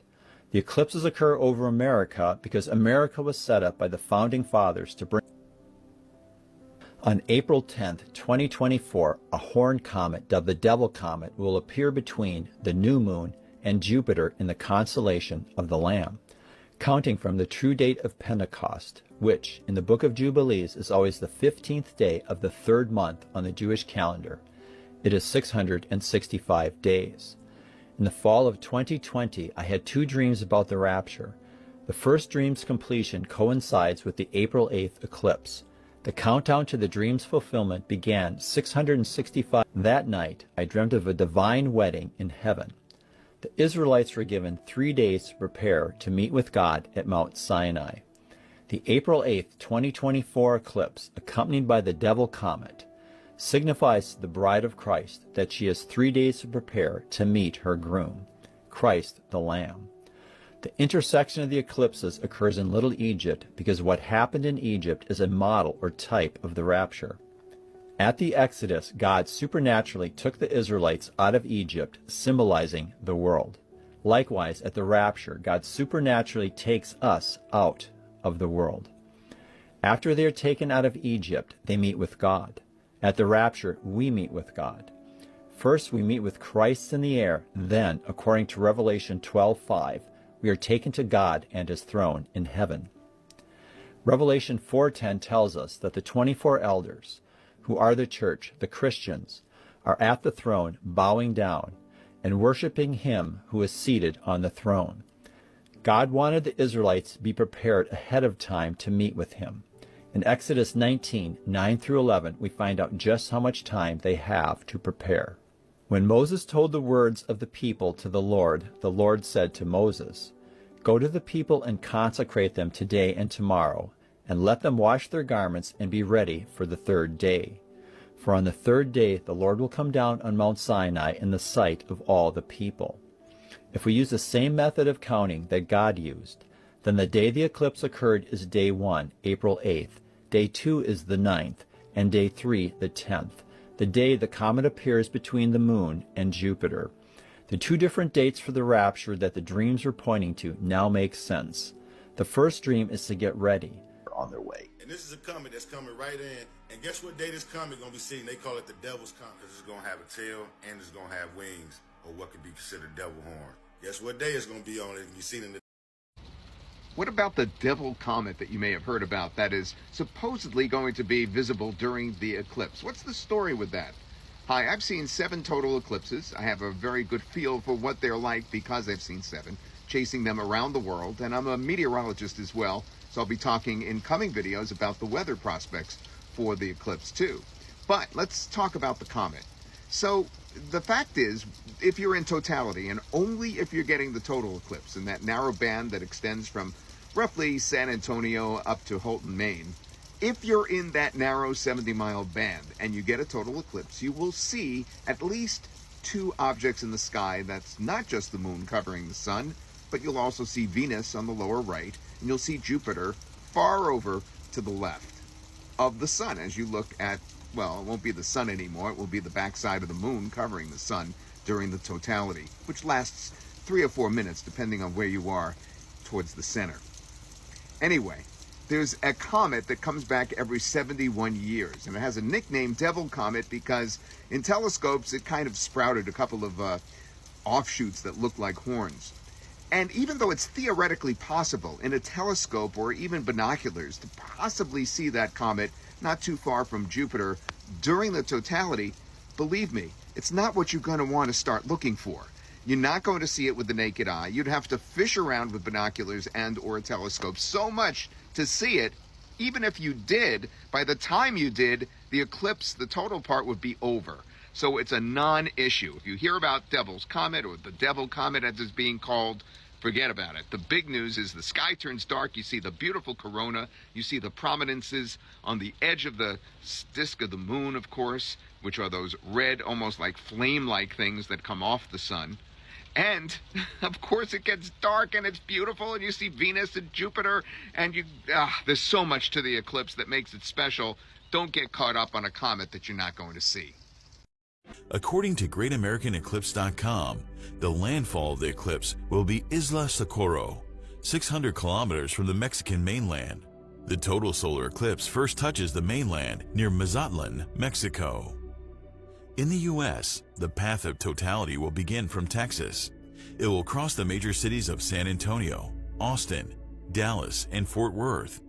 Texas will draw numerous eclipse chasers due to its favorable weather conditions and extensive highway system, which are crucial for any last-minute relocation to areas with clear skies. The totality will then cross Hot Springs and Little Rock, Arkansas. Carbondale in Illinois will enjoy its second total solar eclipse just 7 years after the 2017 eclipse. In the Midwest, key cities in the path of total eclipse are Indianapolis, Dayton, Toledo, Cleveland, and Akron. The metropolitan areas close to the path include St. Louis, Cincinnati, Detroit, and Pittsburgh. In the Northeast, Niagara Falls will be a favored location for many. Other cities in the path are Buffalo, Rochester, Syracuse, and Burlington.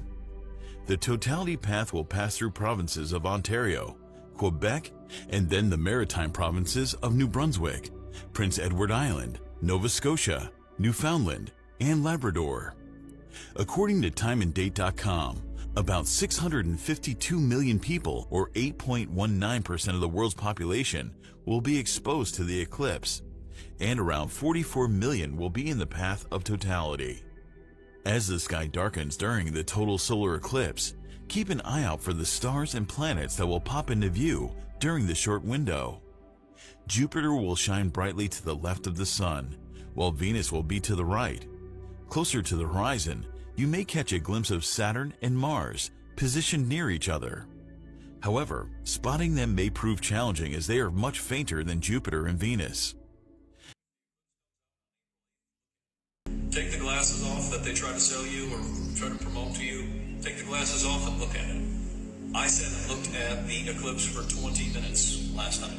and it was the most out-of-body experience. 2017. What I'm surprised is that, and it was cool because the eclipse was showing like little, it looked like little water bubbles. I'm surprised they're not band-aiding glasses at and it was just absolutely the coolest shadow I've ever seen. Of just water bubbles popped all over the place on the ground. You'll see the water that's up above. You know, the firmament and all that thing. There's water up there. That's where the rain comes from. You have the sun, which is a color spectrum, and you have the moon, which is a color spectrum. As they merge together, you now have an amplified color spectrum, which now goes into the eyes. You go back into the ancients, and you look at all the stuff with the ancients, and you see that they love the eclipse. So why would we wear glasses to block out the frequencies of the eclipse that's meant for our if the natural ancients human were body? very connected to the You're eclipse? from the planet, right? It's very anti-nature.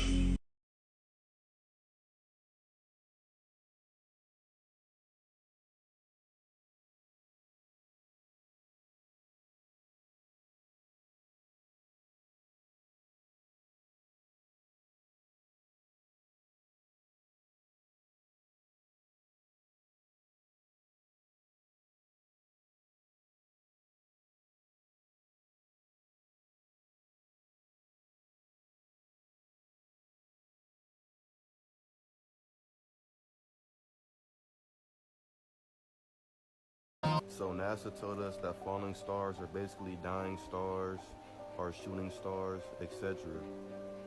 But in the Bible it tells us how these stars that are falling are actually demons that were trapped in the firmament, are angels. When they fall, it is because they have nothing else to hold on to, or because they are being cast down or cursed. This is footage currently from Italy with stars falling from the sky, and everybody's asking questions on what is happening or what's going on, and they think it's aliens. For those who still don't understand, read this. It is also said when humans worship the creation instead of the creator, things like this happen when they worship things like the sun and the moon.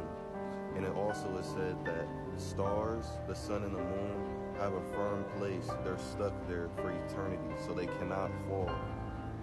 So look at this video, pay attention, and take in the knowledge for those who still don't understand. Therefore, having heard this glorified the Lord God. And again I questioned the demons, saying, tell me how you can ascend into heaven, being demons, and amidst the stars and the holy angels intermingle. And he answered, just as things are fulfilled in heaven, so also on earth are fulfilled the types of all of them. For there are principalities, authorities, world rulers, and we demons fly about in the air, and we hear the voices of the heavenly beings and survey all powers as having no ground or basis on which to alight and rest. We lose strength and fall off like leaves from trees, and men, seeing us, imagine that the stars are falling from heaven. But it is not really so, King, but we fall because of our weakness, and because we have nowhere anything to lay hold of. And so we fall down like lightnings in the depth of night, and suddenly, and we set cities in flames and fire into fields. For the stars have firm foundations in the heaven, like the sun and the moon. Now, did you pay attention what that said right there? For the stars have firm foundations in the heaven. Biblical prophecy fulfilled, man. Tune in. Let's get straight into it. So basically, there's crystal quartz bursting through streets, okay? And we all know how in the Bible, God said that he will bring the treasures of the darkness out of the secret places of the world, so we know that he is the Lord. Look at this. And I will give you the treasures of darkness and the hidden riches of secret places, that you may know that I am the Lord. Isaiah 45:3. If you guys don't know, we are all connected to the universe, okay? I didn't know quartz could grow that fast or was that powerful. I know a while back they had an entire quartz crystal cave, I believe they found out. This is very interesting. In the year 2000, the Cave of Crystals was discovered by miners excavating a tunnel for a mine in Mexico. The main chamber contains some of the largest natural crystals ever found in any underground cave.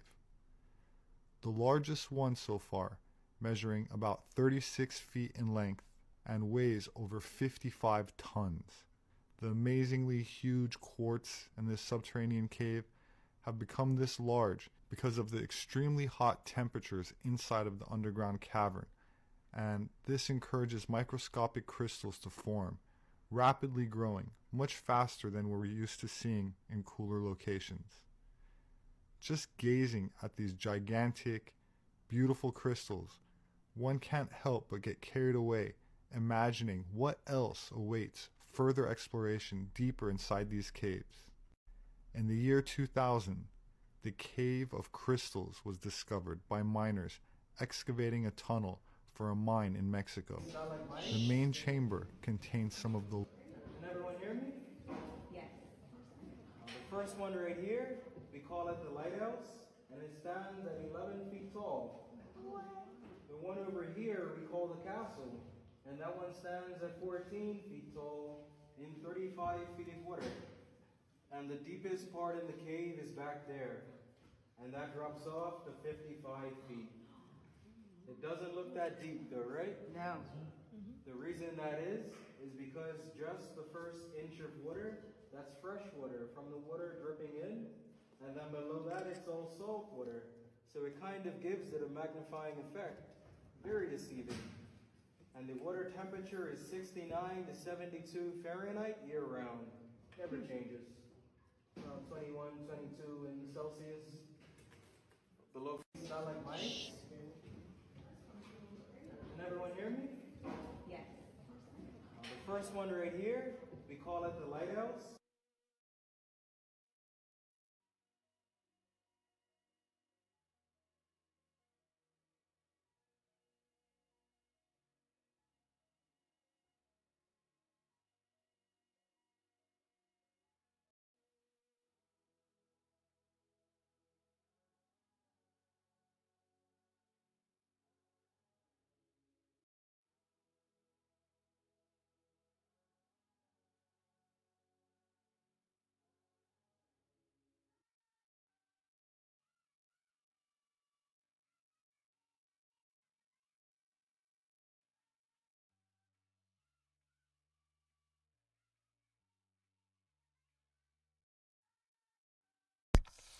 Wow, I didn't know you can actually swim in those caves. That is a must see. Have you guys been there before? I definitely want to go. It just looks like a scene straight out of Tomb Raider. Let's get back in these waters.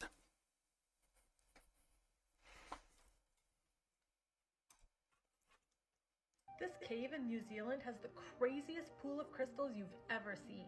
Nettlebed Cave is one of the deepest caves in the southern hemisphere, going down about 1.2 kilometers. The cave itself stretches about 38 kilometers and takes 2 days to get through. If you're claustrophobic, this is not the place for you because cavers have to stay overnight in a chamber called Salvation Hall. But those brave enough to enter get to witness these incredible pools of calcite crystals. This is a limestone cave, which is made up of calcium carbonate. And you guessed it, calcite is actually a calcium carbonate crystal. These types of crystals can't grow in flowing water, but when a cave has no drainage for the water to exit and a constant supply of calcium carbonate dripping from the ceilings, you end up with this. This cave in New Zealand has the craziest pool of crystals you've ever seen. Nettlebed Cave is one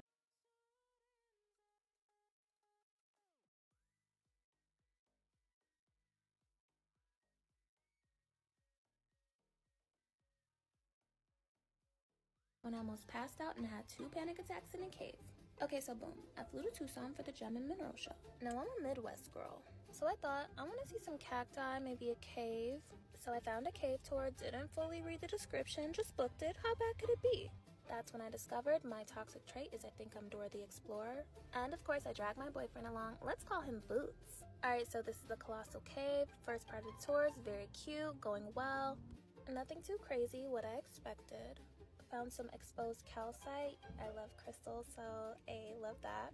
Also, we used a black light on the calcite and it kind of glows. Super cute. Now that's when things start to get a little sketchy because apparently it's called the ladder tour. In all fairness, it's clearly my fault because I overlooked that when I booked it, but here we are. So they had me in boots crawling through tiny little spaces, climbing up ladders over cliffs. The helmets, I thought they were cute. They're not for show. I bumped my head like 5 times. It was pretty humid, so that's where the panic attacks came in because I felt a little claustrophobic in the small spaces. But I did some breath work and I survived. Shout out to me. 9 out of 10 would recommend. Story time about when I almost passed out and had 2 panic attacks in a cave. It wouldn't be easy, exploring a cave, but that's definitely something I would like to do as well. It reminds me of those movies you always see, those what if a monster might be in there waiting or something, you never know. I don't know. That's just what be running in the back of my head. But anyway, let's get back into these waters.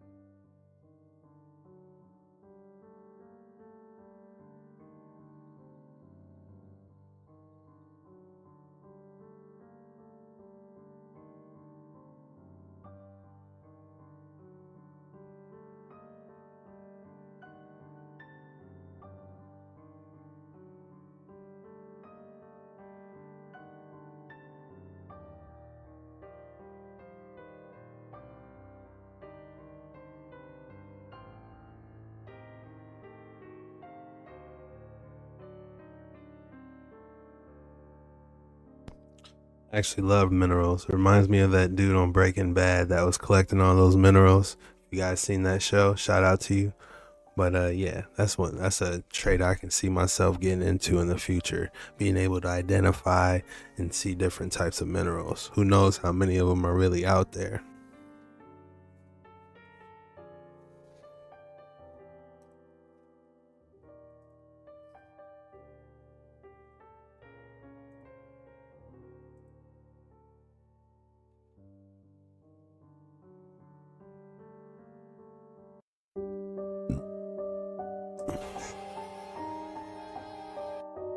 You all have been asking for it, so here it is, Moon Map Reaction.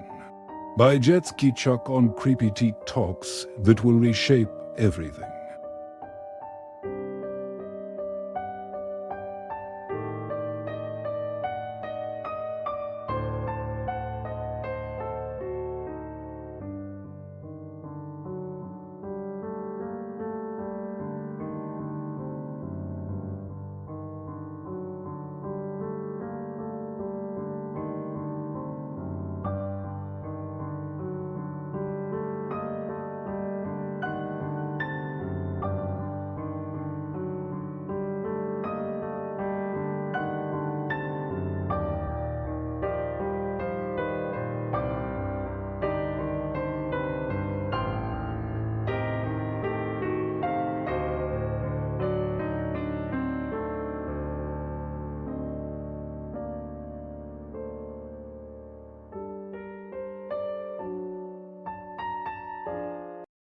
If you're following along with us so far, what the moon map is saying, that if you look at the moon, it could be exactly the exact mirror of our world. So basically they're saying the map of our world is a reflection on the moon. That is what a moon map is. Let's get into it and see what they're talking about on this creepy and scary TikTok.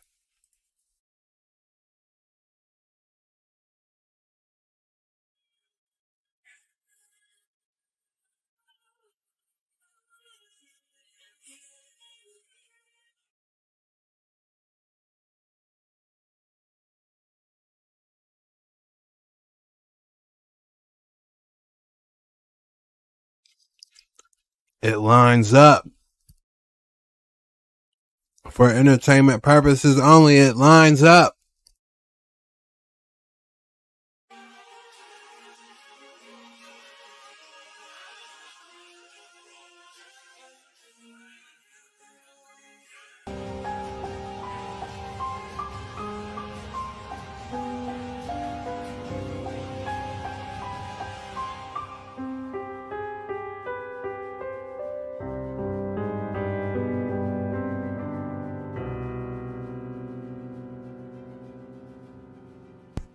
The moon map.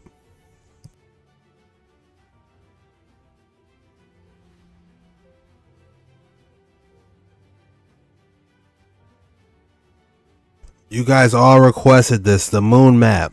So buckle up and sit tight. We're going through the entire moon map on this episode. Hit that like and subscribe button. It cannot be. All this time, hiding in plain sight. A distorted, unreliable yet steadfast reflection. A quasi-photographic image of both our known world and what is this? This is the unknown world. Thank you, Sturgios, for all your work. Sturgios has mapped out each continent to the minutest detail. His work is meticulous. He has mapped time zones, seasons, flight paths, and distances. The first true flat Earth map, and it is of utmost importance primarily due to the unknown landmass over here that Sturgios has named Terra Vista, after the Aberno Monte landmass of the same name. Why have we never heard of this land before? I gotta interrupt them. Is that where the Tartarians are? Look at me in my face and tell me that can't possibly be where the Tartarians could be at. Come on now, stop playing with me. If the area here is our known world, then the realm is absolutely enormous. But wait a minute. Sturgios' presentation of our known world here maps the 5 prominent circles of latitude. We see the Arctic Circle, the Tropics, the Equator, and the Antarctic Circle. And Sturgios has mapped the Sun's concentric journey around these circles of latitude, mapping seasons and time zones with the utmost precision and accuracy. So what's going on? The Sun and Moon cannot journey the entirety of the land masses presented here because it would take too long. Does this landmass not have its own sun? Or perhaps the moon is not a map of the greater realm after all? But not so fast. We need to spend some time breaking down Sturgios' discovery here. How the image on the face of the moon was and is formed, when it was formed, and why are all questions that no one can answer.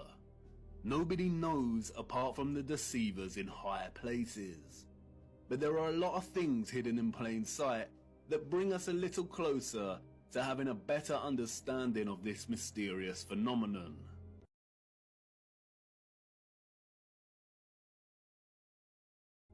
First of all is the nature of this image. It is a composite image. You are witnessing multiple images simultaneously when looking at the face of the moon. And these images are akin to a type of X-ray photography. There is also evidently a lot of distortion and optical illusion present in these images. No one can offer an explanation as to how this composite image has formed, nor has anyone ever provided a satisfactory answer as to what exactly the moon is. And rightly so, for if they could, we would not be in this mess in the first place. But how this composite image phenomenon came to be is not important for our journey. It's what it shows us that is important. And perhaps it is best to leave the moon shrouded in mystery. Whether a natural or artificial X-ray photographic image, what is important is its composite nature. The image we witness here is a combination of at least 2 fixed images that are superimposed upon one another. The first image we are seeing, as Sturgios' groundbreaking work has shown over and over again, is a skeletal outline of our realm's land masses. So could he say that these could be in a different dimension is what he's saying this moon map could be? So we're seeing two different images on one moon? I don't know, man. Y'all gonna have to help me out with this one. Akin to an X-ray, and in a way we have never seen before.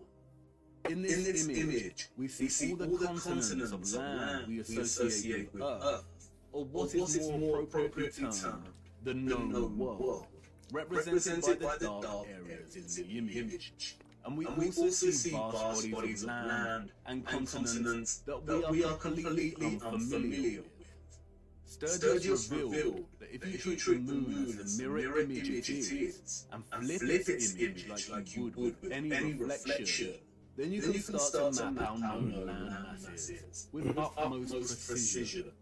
And this is exactly what Sturgis has done. Mapping the known world captured in the moon down to great lakes and deserts. The striking similarities between our known world landmass and that captured on the moon are far too exact for it to be any kind of coincidence. It has been right in front of our faces every single day, literally. It is likely that no one has connected the dots here before because of this particular unknown landmass. First of all is the nature of this image. It is a composite image.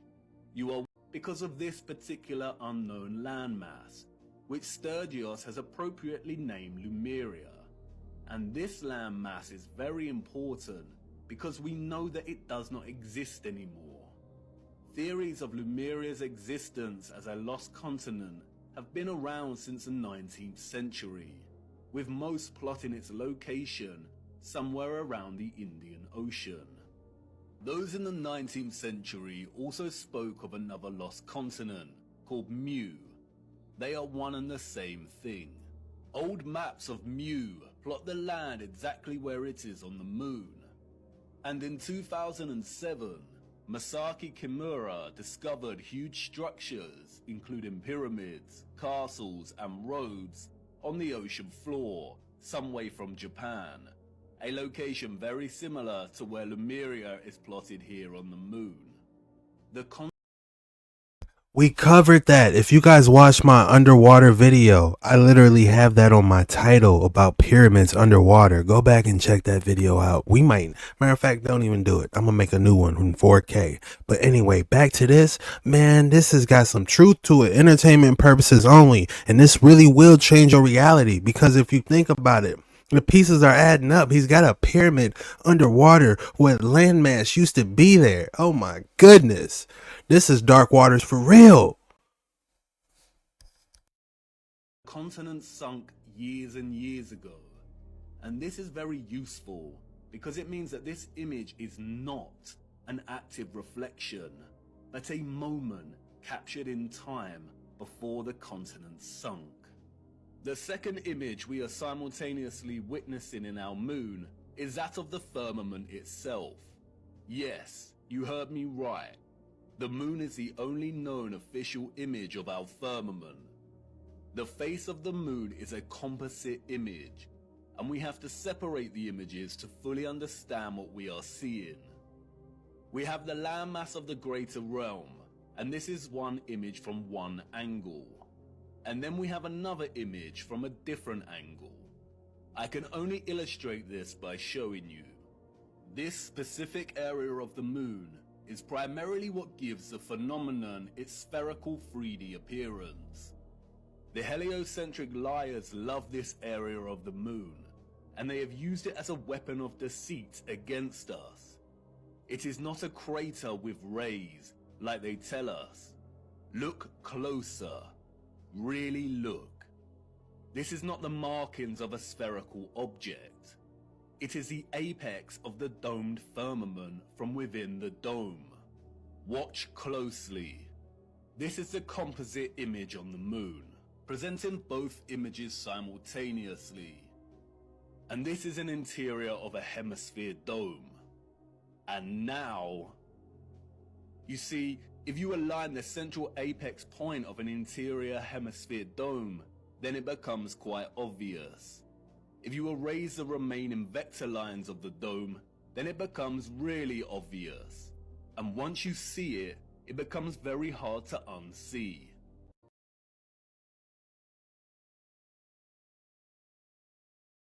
We got a lot more parts to this. Don't worry. Take your time. I'm taking my time with this one. I'm in no rush today. I got plenty of time. So go ahead and get you something to juice, get you some chips or something, because it's coming raw. I have it. Hey, this is it. You are getting it for real, y'all. This is, if you look at the moon and you take the two different structures, you got the firmament as structure 1, and you got the actual maps as structure 2. You form those together and you have the moon. You have two different images. I get it now. And I see why y'all been yelling moon map, do the moon map. I got you. And I see why now. I'm seeing this for the first time with you. I don't have time to rehearse these. I just pick a topic, I hit the creepy, scary TikTok, and I say that boy for later. That's my formula. That's my process. I don't like, oh yeah, I'm gonna react to this. No, we changing our realities together. Y'all, there's 4 more parts to this. I'm just letting y'all know. This is a long one. It's in depth. You guys like it when I do these longer videos, so hey, let's get it in. Let's have fun. We kicking it, man. I got no one else to talk to about this.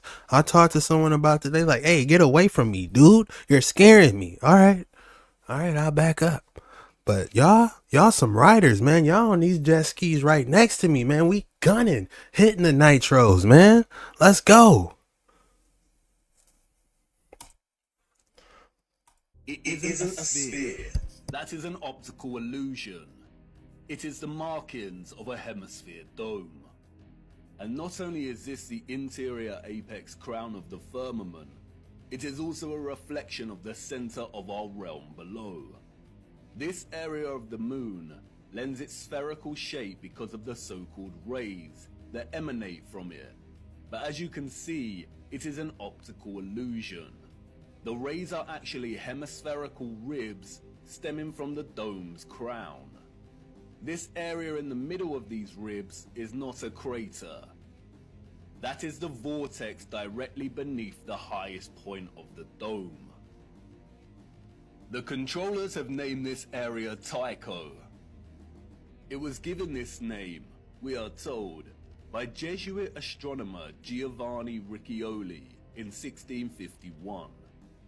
If it was not for Tycho, then the controllers of our realm would have a very hard time convincing millions that they lived on a giant spinning ball. And like with everything else, they have used Tycho to hide things in plain sight. For instance, another 17th century Masonic astronomer named Pierre Gassendi called it Umbilicus Lunaris, the navel of the moon, which is interesting as Norse mythology uses the same simile of the navel to describe Vergelmir, the whirlpool in the center of our realm.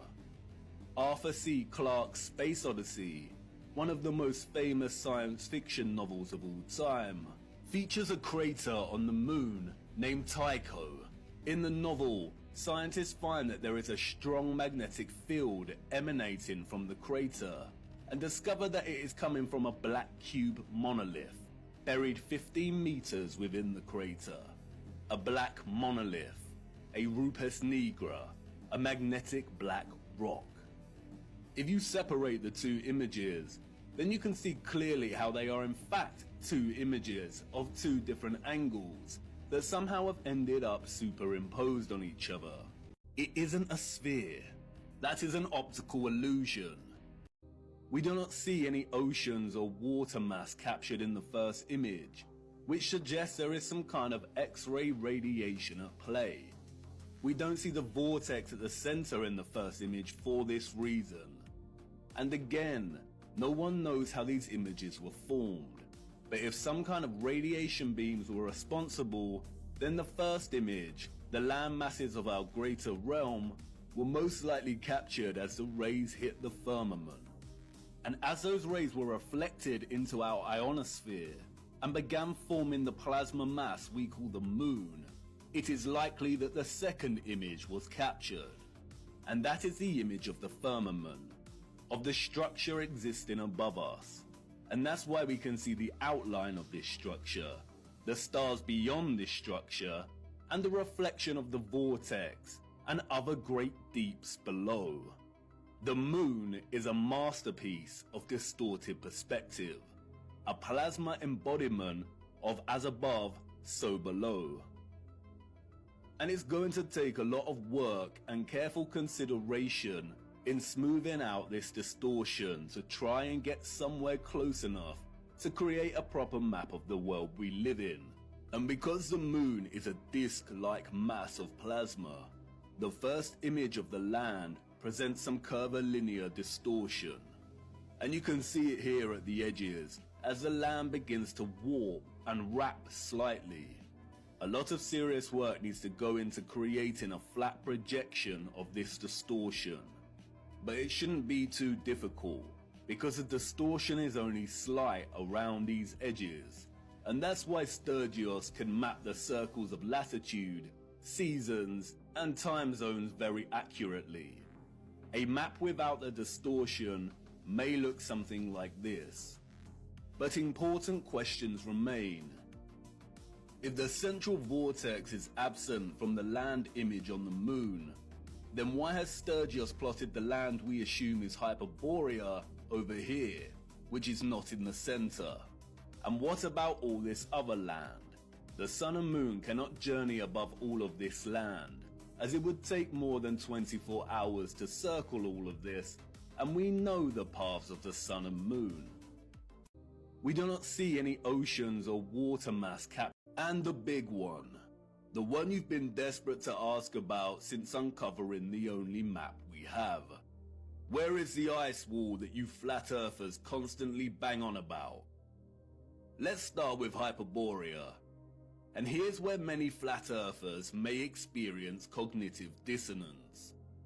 Although Sturgios has plotted Hyperborea here, there is no proof that this is the true Hyperborea. There are a lot of different land masses in this region, and we cannot be sure. It pains me to say that Hyperborea may not exist in the way we have come to believe. Mercator's Hyperborea is likely the work of the Masons to throw us off the real path. And this is what our purpose is all about, isn't it? Digging for the truth is difficult business, and as we dig deeper, we come to realize that artifacts we found before may not be as useful or important as we first thought. We all get it wrong, but stay with me, no need to despair just yet. It is very interesting that the Urbano Monte map was added to the Stanford University map collection and made available to the public in 2017. The same year, the flat earth was gaining huge traction, and people were starting to wake up. It's also interesting that it has been arranged as a planisphere. The huge individual sheets of this map were originally arranged as an atlas projection, but David Ramsey purchased the map in 2016, and the team got to work scanning each sheet individually and processing them digitally to wrap around a sphere. Perhaps the release of Monte's marvelous map was an attempt to keep flat earthers thinking Hyperborea was located at the North Pole, and to perhaps bring back any that was sitting on the fence and hadn't truly woken up yet. A very subtle act of manipulation. And the big one, the one you've been desperate, also perfectly explains how Wow, taking all that in for entertainment purposes only, the moon map definitely has some validity. Do your own research on everything. But if we look at the past continents that could have possibly been there, for me, the underground pyramids, they just didn't go underwater and build those pyramids underwater. At some point, that was above land, and they constructed stuff on top of the land, and then a flood or whatever happened got water on top of it. So we're stuck with all this stuff that's buried underwater. And they're showing us the moon map, took like an ancient photo of that, and then projected it plasma on top of the moon. You see the moon? Hey, that was tight. And projected it on the moon. You know, it's, man, that's tight. You know, because if you think about it from a biblical perspective, say for instance, everything was made through vibration, through, you know, I said, let there be light, and there was light. What if that was the sun and moon when that was created? That was a vibrational frequency when that took place.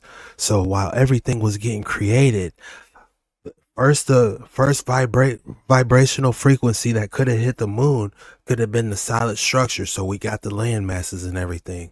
So when that frequency bounced back and hit off the firmament and came back again, that's how we got our second image.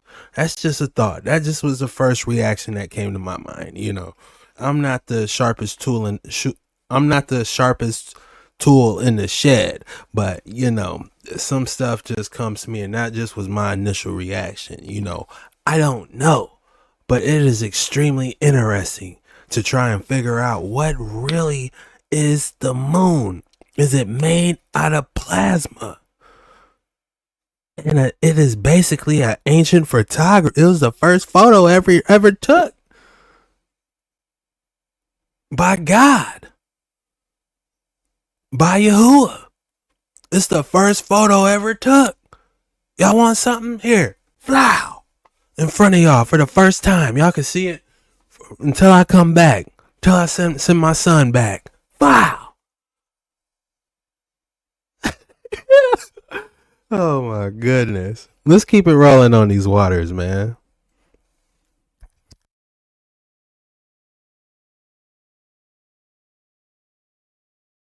On flat Earth. Till I send my son Yahushua. World of frequency and vibration right now. We will address the why this is all here and how it came to being in a later episode. Electromagnetism also perfectly explains how our sun and moon work on flat Earth. As mentioned previously, the sun and moon are not spherical bodies of rock or gas. They are disks that rotate our Earth much like a clock, but in a coil-like spiral dictating the seasons and climates as they go. When the sun is beyond the equator ring, the northern hemisphere experiences summer and the southern hemisphere experiences winter. Inversely, when below the equator, the southern hemisphere experiences summer and the northern hemisphere experiences winter. But up until this point, we have not explored how our celestial bodies of light can actually travel in such a clockwork fashion. And as gravity is a hoax, this mechanism becomes even more mysterious. But again, electromagnetism and engineering holds the answer. We are told that the Earth's magnetic field extends from Earth's interior out into space, where it interacts with solar wind, a stream of charged particles emanating from the sun. We are told that the Earth tilts on an axis, and it is as if there was an enormous bar magnet placed at an angle through the center of the Earth. Mostly, this is all lies, but there is a strong magnetic presence on Earth, and it appears to be located in the north. And that's why compasses point north. On our flat plane, however, north is actually center. South is the entire continent of Antarctica, the ice wall. And east and west, the circular rotation around the north center with the south on its exterior. That's why it can seem that you are traversing the entire Earth when traveling east in a straight line. You end up where you started, not because the Earth is a globe and you are traveling in a straight line, but because when you keep the compass pointing to the east, you are in effect traveling in a circle. Let's now have a look at electric motors. Magnetism, you will know that the opposite poles of magnets attract and the like poles repel. You may also know that a magnetic field appears when current flows in a conductor. Briefly connecting this wire to a battery deflects the compass's needle. Electricity creates a magnetic field. This effect can be used to create an electromagnet. This coil is the electromagnet in our simple motor. Connecting a AA battery, we can see the magnetic force from the coil moving the magnet in the compass. The coil is polarized. One side is north, the other is south. Let's start construction of our motor by creating the coil. Slide the permanent magnet into place. It doesn't matter which pole is up. Touching the leads to a single AA battery should cause the coil to bounce. If the coil is balanced and all electrical connections are completed, the motor should start. This is a commercially made DC motor. It is significantly more powerful and efficient than our simple motor. It accomplishes this with strong permanent magnets and large coils wound on an armature, and a method for controlling the polarity of the coil's magnetic field. As you can see, electric current produces a magnetic field. Inversely, magnetic fields can also be used to make electric currents. It works both ways. What came first in terms of Earth is really a matter of the chicken and the egg, and we will explore this and the source of magnetism in a later episode. To understand how the Sun and Moon function as electromagnetic luminaries, it is necessary to look at the Faraday effect. Let's switch it on, let's see what it does. Through this coil of thick wire, we're about to pass a huge alternating electric current.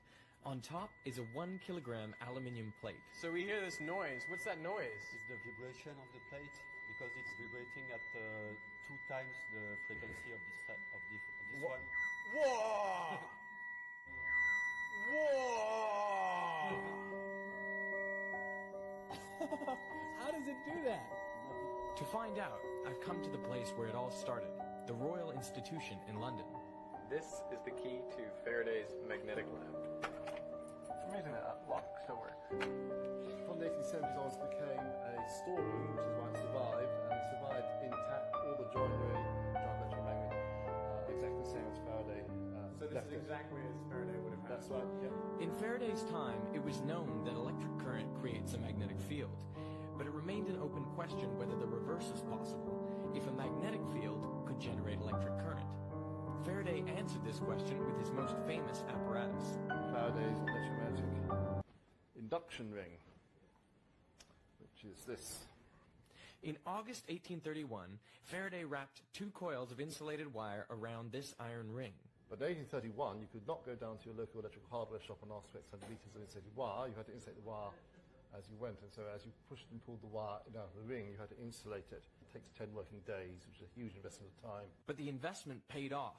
When Faraday connected a battery to one of the coils, he saw a brief pulse of current in the other coil. And when he disconnected the battery, he saw a pulse of current in the other direction.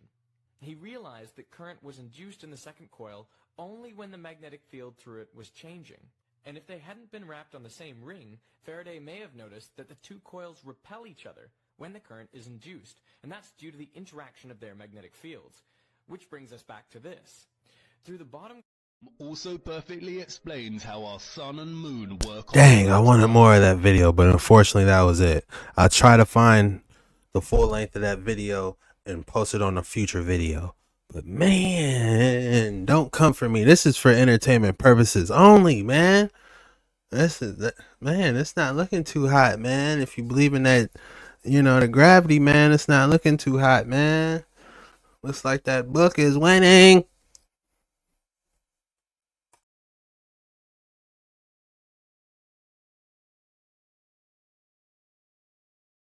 What is that? Huh? Is that a giant tree stump? I know that's not a mountain because look how square it is. That's out in the stratosphere. What is that? Is that beyond the ice wall? Huh? I don't know. Y'all tell me in the comments below, what is that?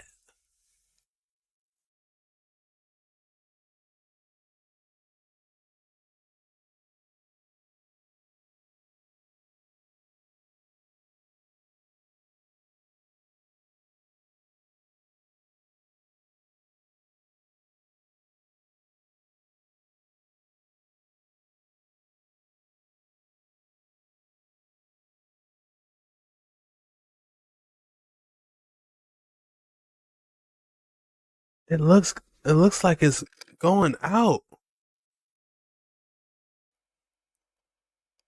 Rainbow comet, but explain the quantum force field surrounding it. It looks like a pure Kamehameha wave.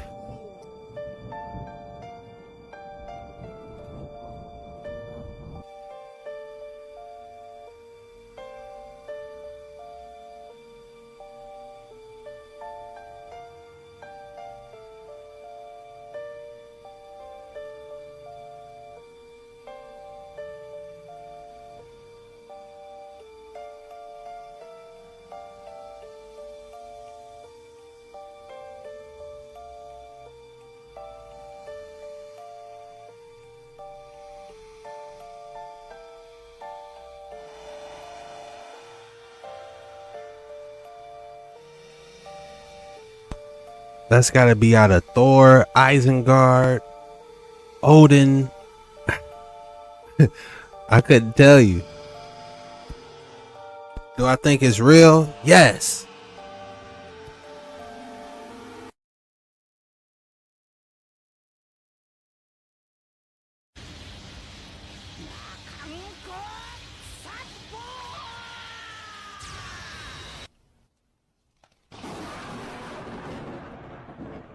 That's exactly what it is.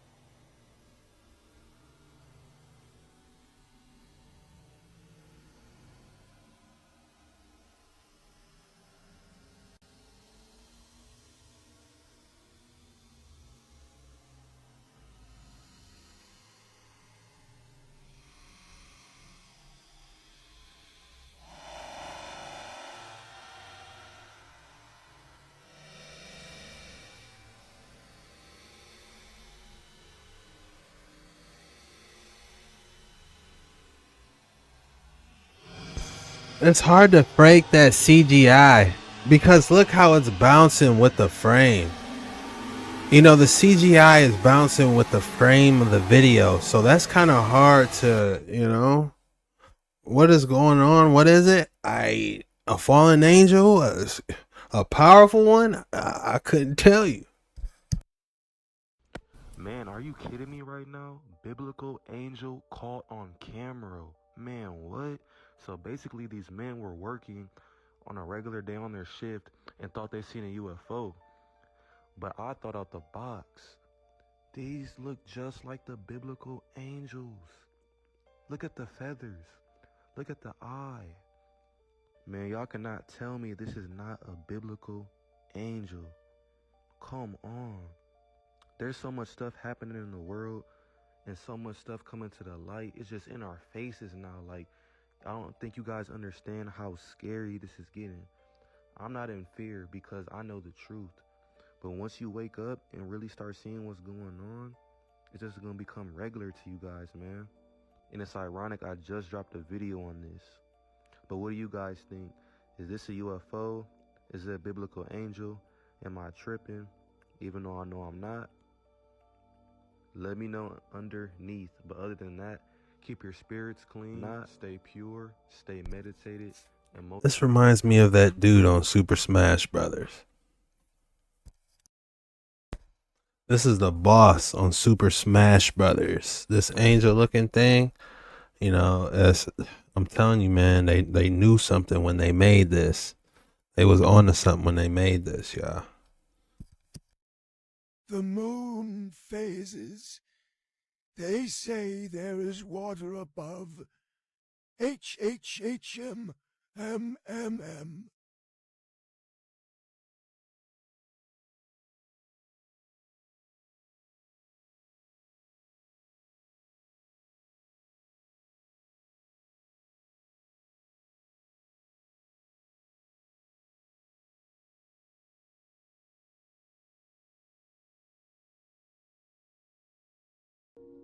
I would never be able to look at the moon the same again. Look at all those old landmarks on it. The first ancient photograph ever took. One giant receipt.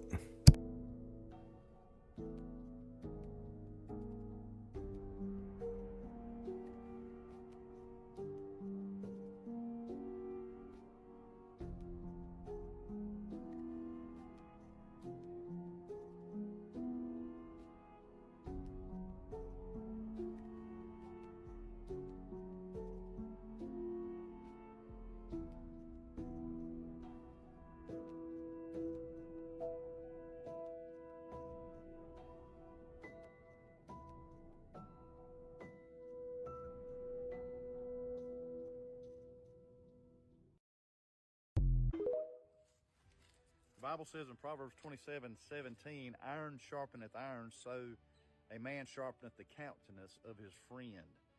Iron sharpens iron. But the problem is, a lot of these guys are claiming to be men are more like plastic than iron. The only thing they can sharpen is their little eyeliner pencil they like to use because now they want to wear makeup, or they want to dress up like a female, or they want to be feminine, and masculinity is under attack. One of the greatest problems in our country today is men just won't be men. Be a man. Stand up and be a man.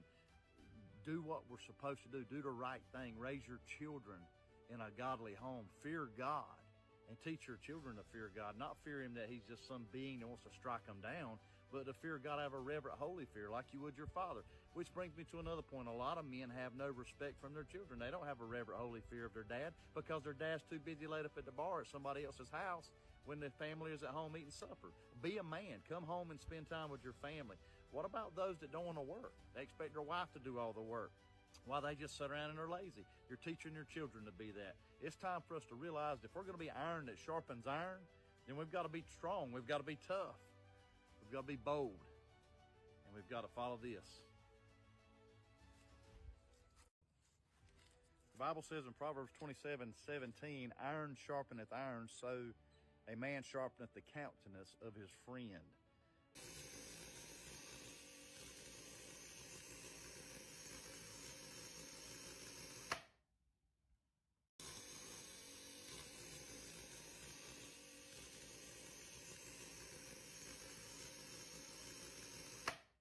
This is a short video showing the holy hole at the center of the flat Earth, which is directly below the star Polaris, aka the North Star. This is also the location where the aurora borealis, positive magnetic energy seen as green lights in the night skies, especially the further north you get, shoots out of the Earth plane and can be seen in many countries that are closer to the center of the flat Earth.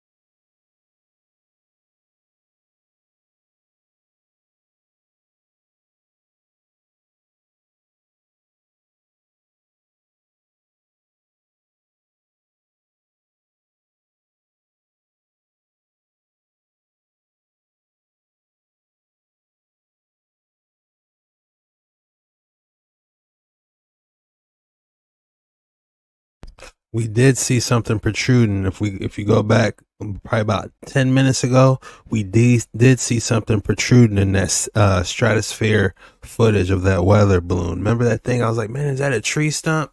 We go back here to what my man got on this video. Oh no. Where is it? There it is. If we look at this, tell me that boy ain't protruding.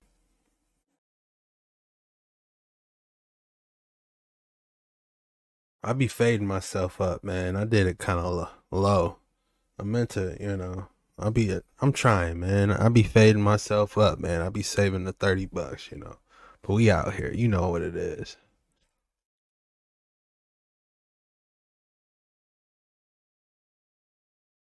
The faces in the sky by the moon has been trending and going viral on my page. And the lady who shot this footage actually reached out to me, and I talked to her. And I'm going to be tagging her in the comments below because she's the one that took the video, okay? But as you can see, videos have been pouring into my inbox. Many people have captured faces. Now, I do have to say that our mind and our brain tends to piece things together and make something appear. So I understand how you can look at the sky and find stuff in the clouds, but a lot of people also have messaged me that they've been having trouble sleeping, that strange things have been happening at nighttime. Now, I do feel like there's no coincidences, but what I would like to say is normally at nighttime is when the enemy comes and sows seeds in your mind when you sleep. So even last night, I had a visitation and a bad dream early in the morning. I had to get up and pray. So I want to say supernatural things are going on around us, and this is the evidence. I'm not saying every video out there is true, but I'm saying there's so many things going on that you have no idea. Open up your spiritual eyes and wake up, okay? So I'm here to tell you, if you're having trouble sleeping or if anything is hexing you or causing you trouble at night, all you have to do is to wake up and to just plead the blood of Jesus and to speak the name of Jesus over that circumstance. So I break any bad energy that's over you right now. Now the videos about the faces. How can she see the CGI that, y'all? I know y'all see that damn face. Yeah.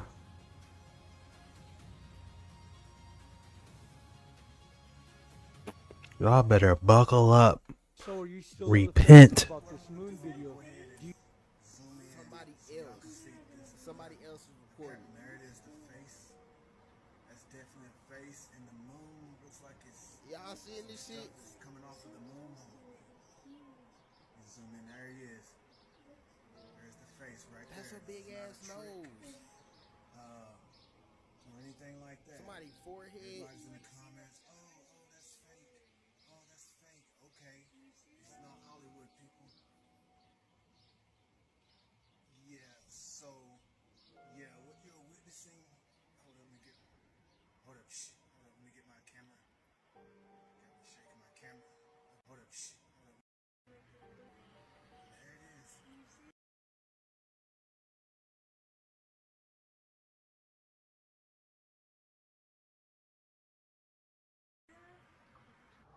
Hey, it's not funny. We in the end time. This for real, man. Y'all see the moon? Look, man. Y'all see the face, man. Look. Y'all see the face, man. This ain't funny, man. Y'all see that face coming from that moon. Joker face next to the moon. Let me know what y'all think about this. Can somebody please explain this face next to the moon? Watch this. Watch this, America. What the hell going on here? Cause I'm tired of it. It's a whole face next to the moon look like the Joker. Look at this. Look at it. Y'all see it? Ain't that something? Look, it's not gonna get no better than that, y'all. That's as best as it's gonna get. What is it, man? Y'all put in the comments below what y'all think this possibly could be. Oh my goodness, man. Hey. Now is this AI blue beam? I don't know who it is. They're up there. They up there. Come on, big troll alert. Come on, leave them comments. They gonna quit playing with me. Man, y'all see this here? Come on now, we can't make this up right here. Look at that there. Shout out to Beyond Earth too, cause she seen the same thing this week too. Same thing. Who else we gonna see up there? We done seen a Joker. We done seen a Scream Dude. Who else they gonna have up there? Eddie, Jason, goddamn me, who else? What is going on, America? Y'all leave a comment below on this one. We got a whole Joker face. Who is that? Scream face. That dude is hilarious.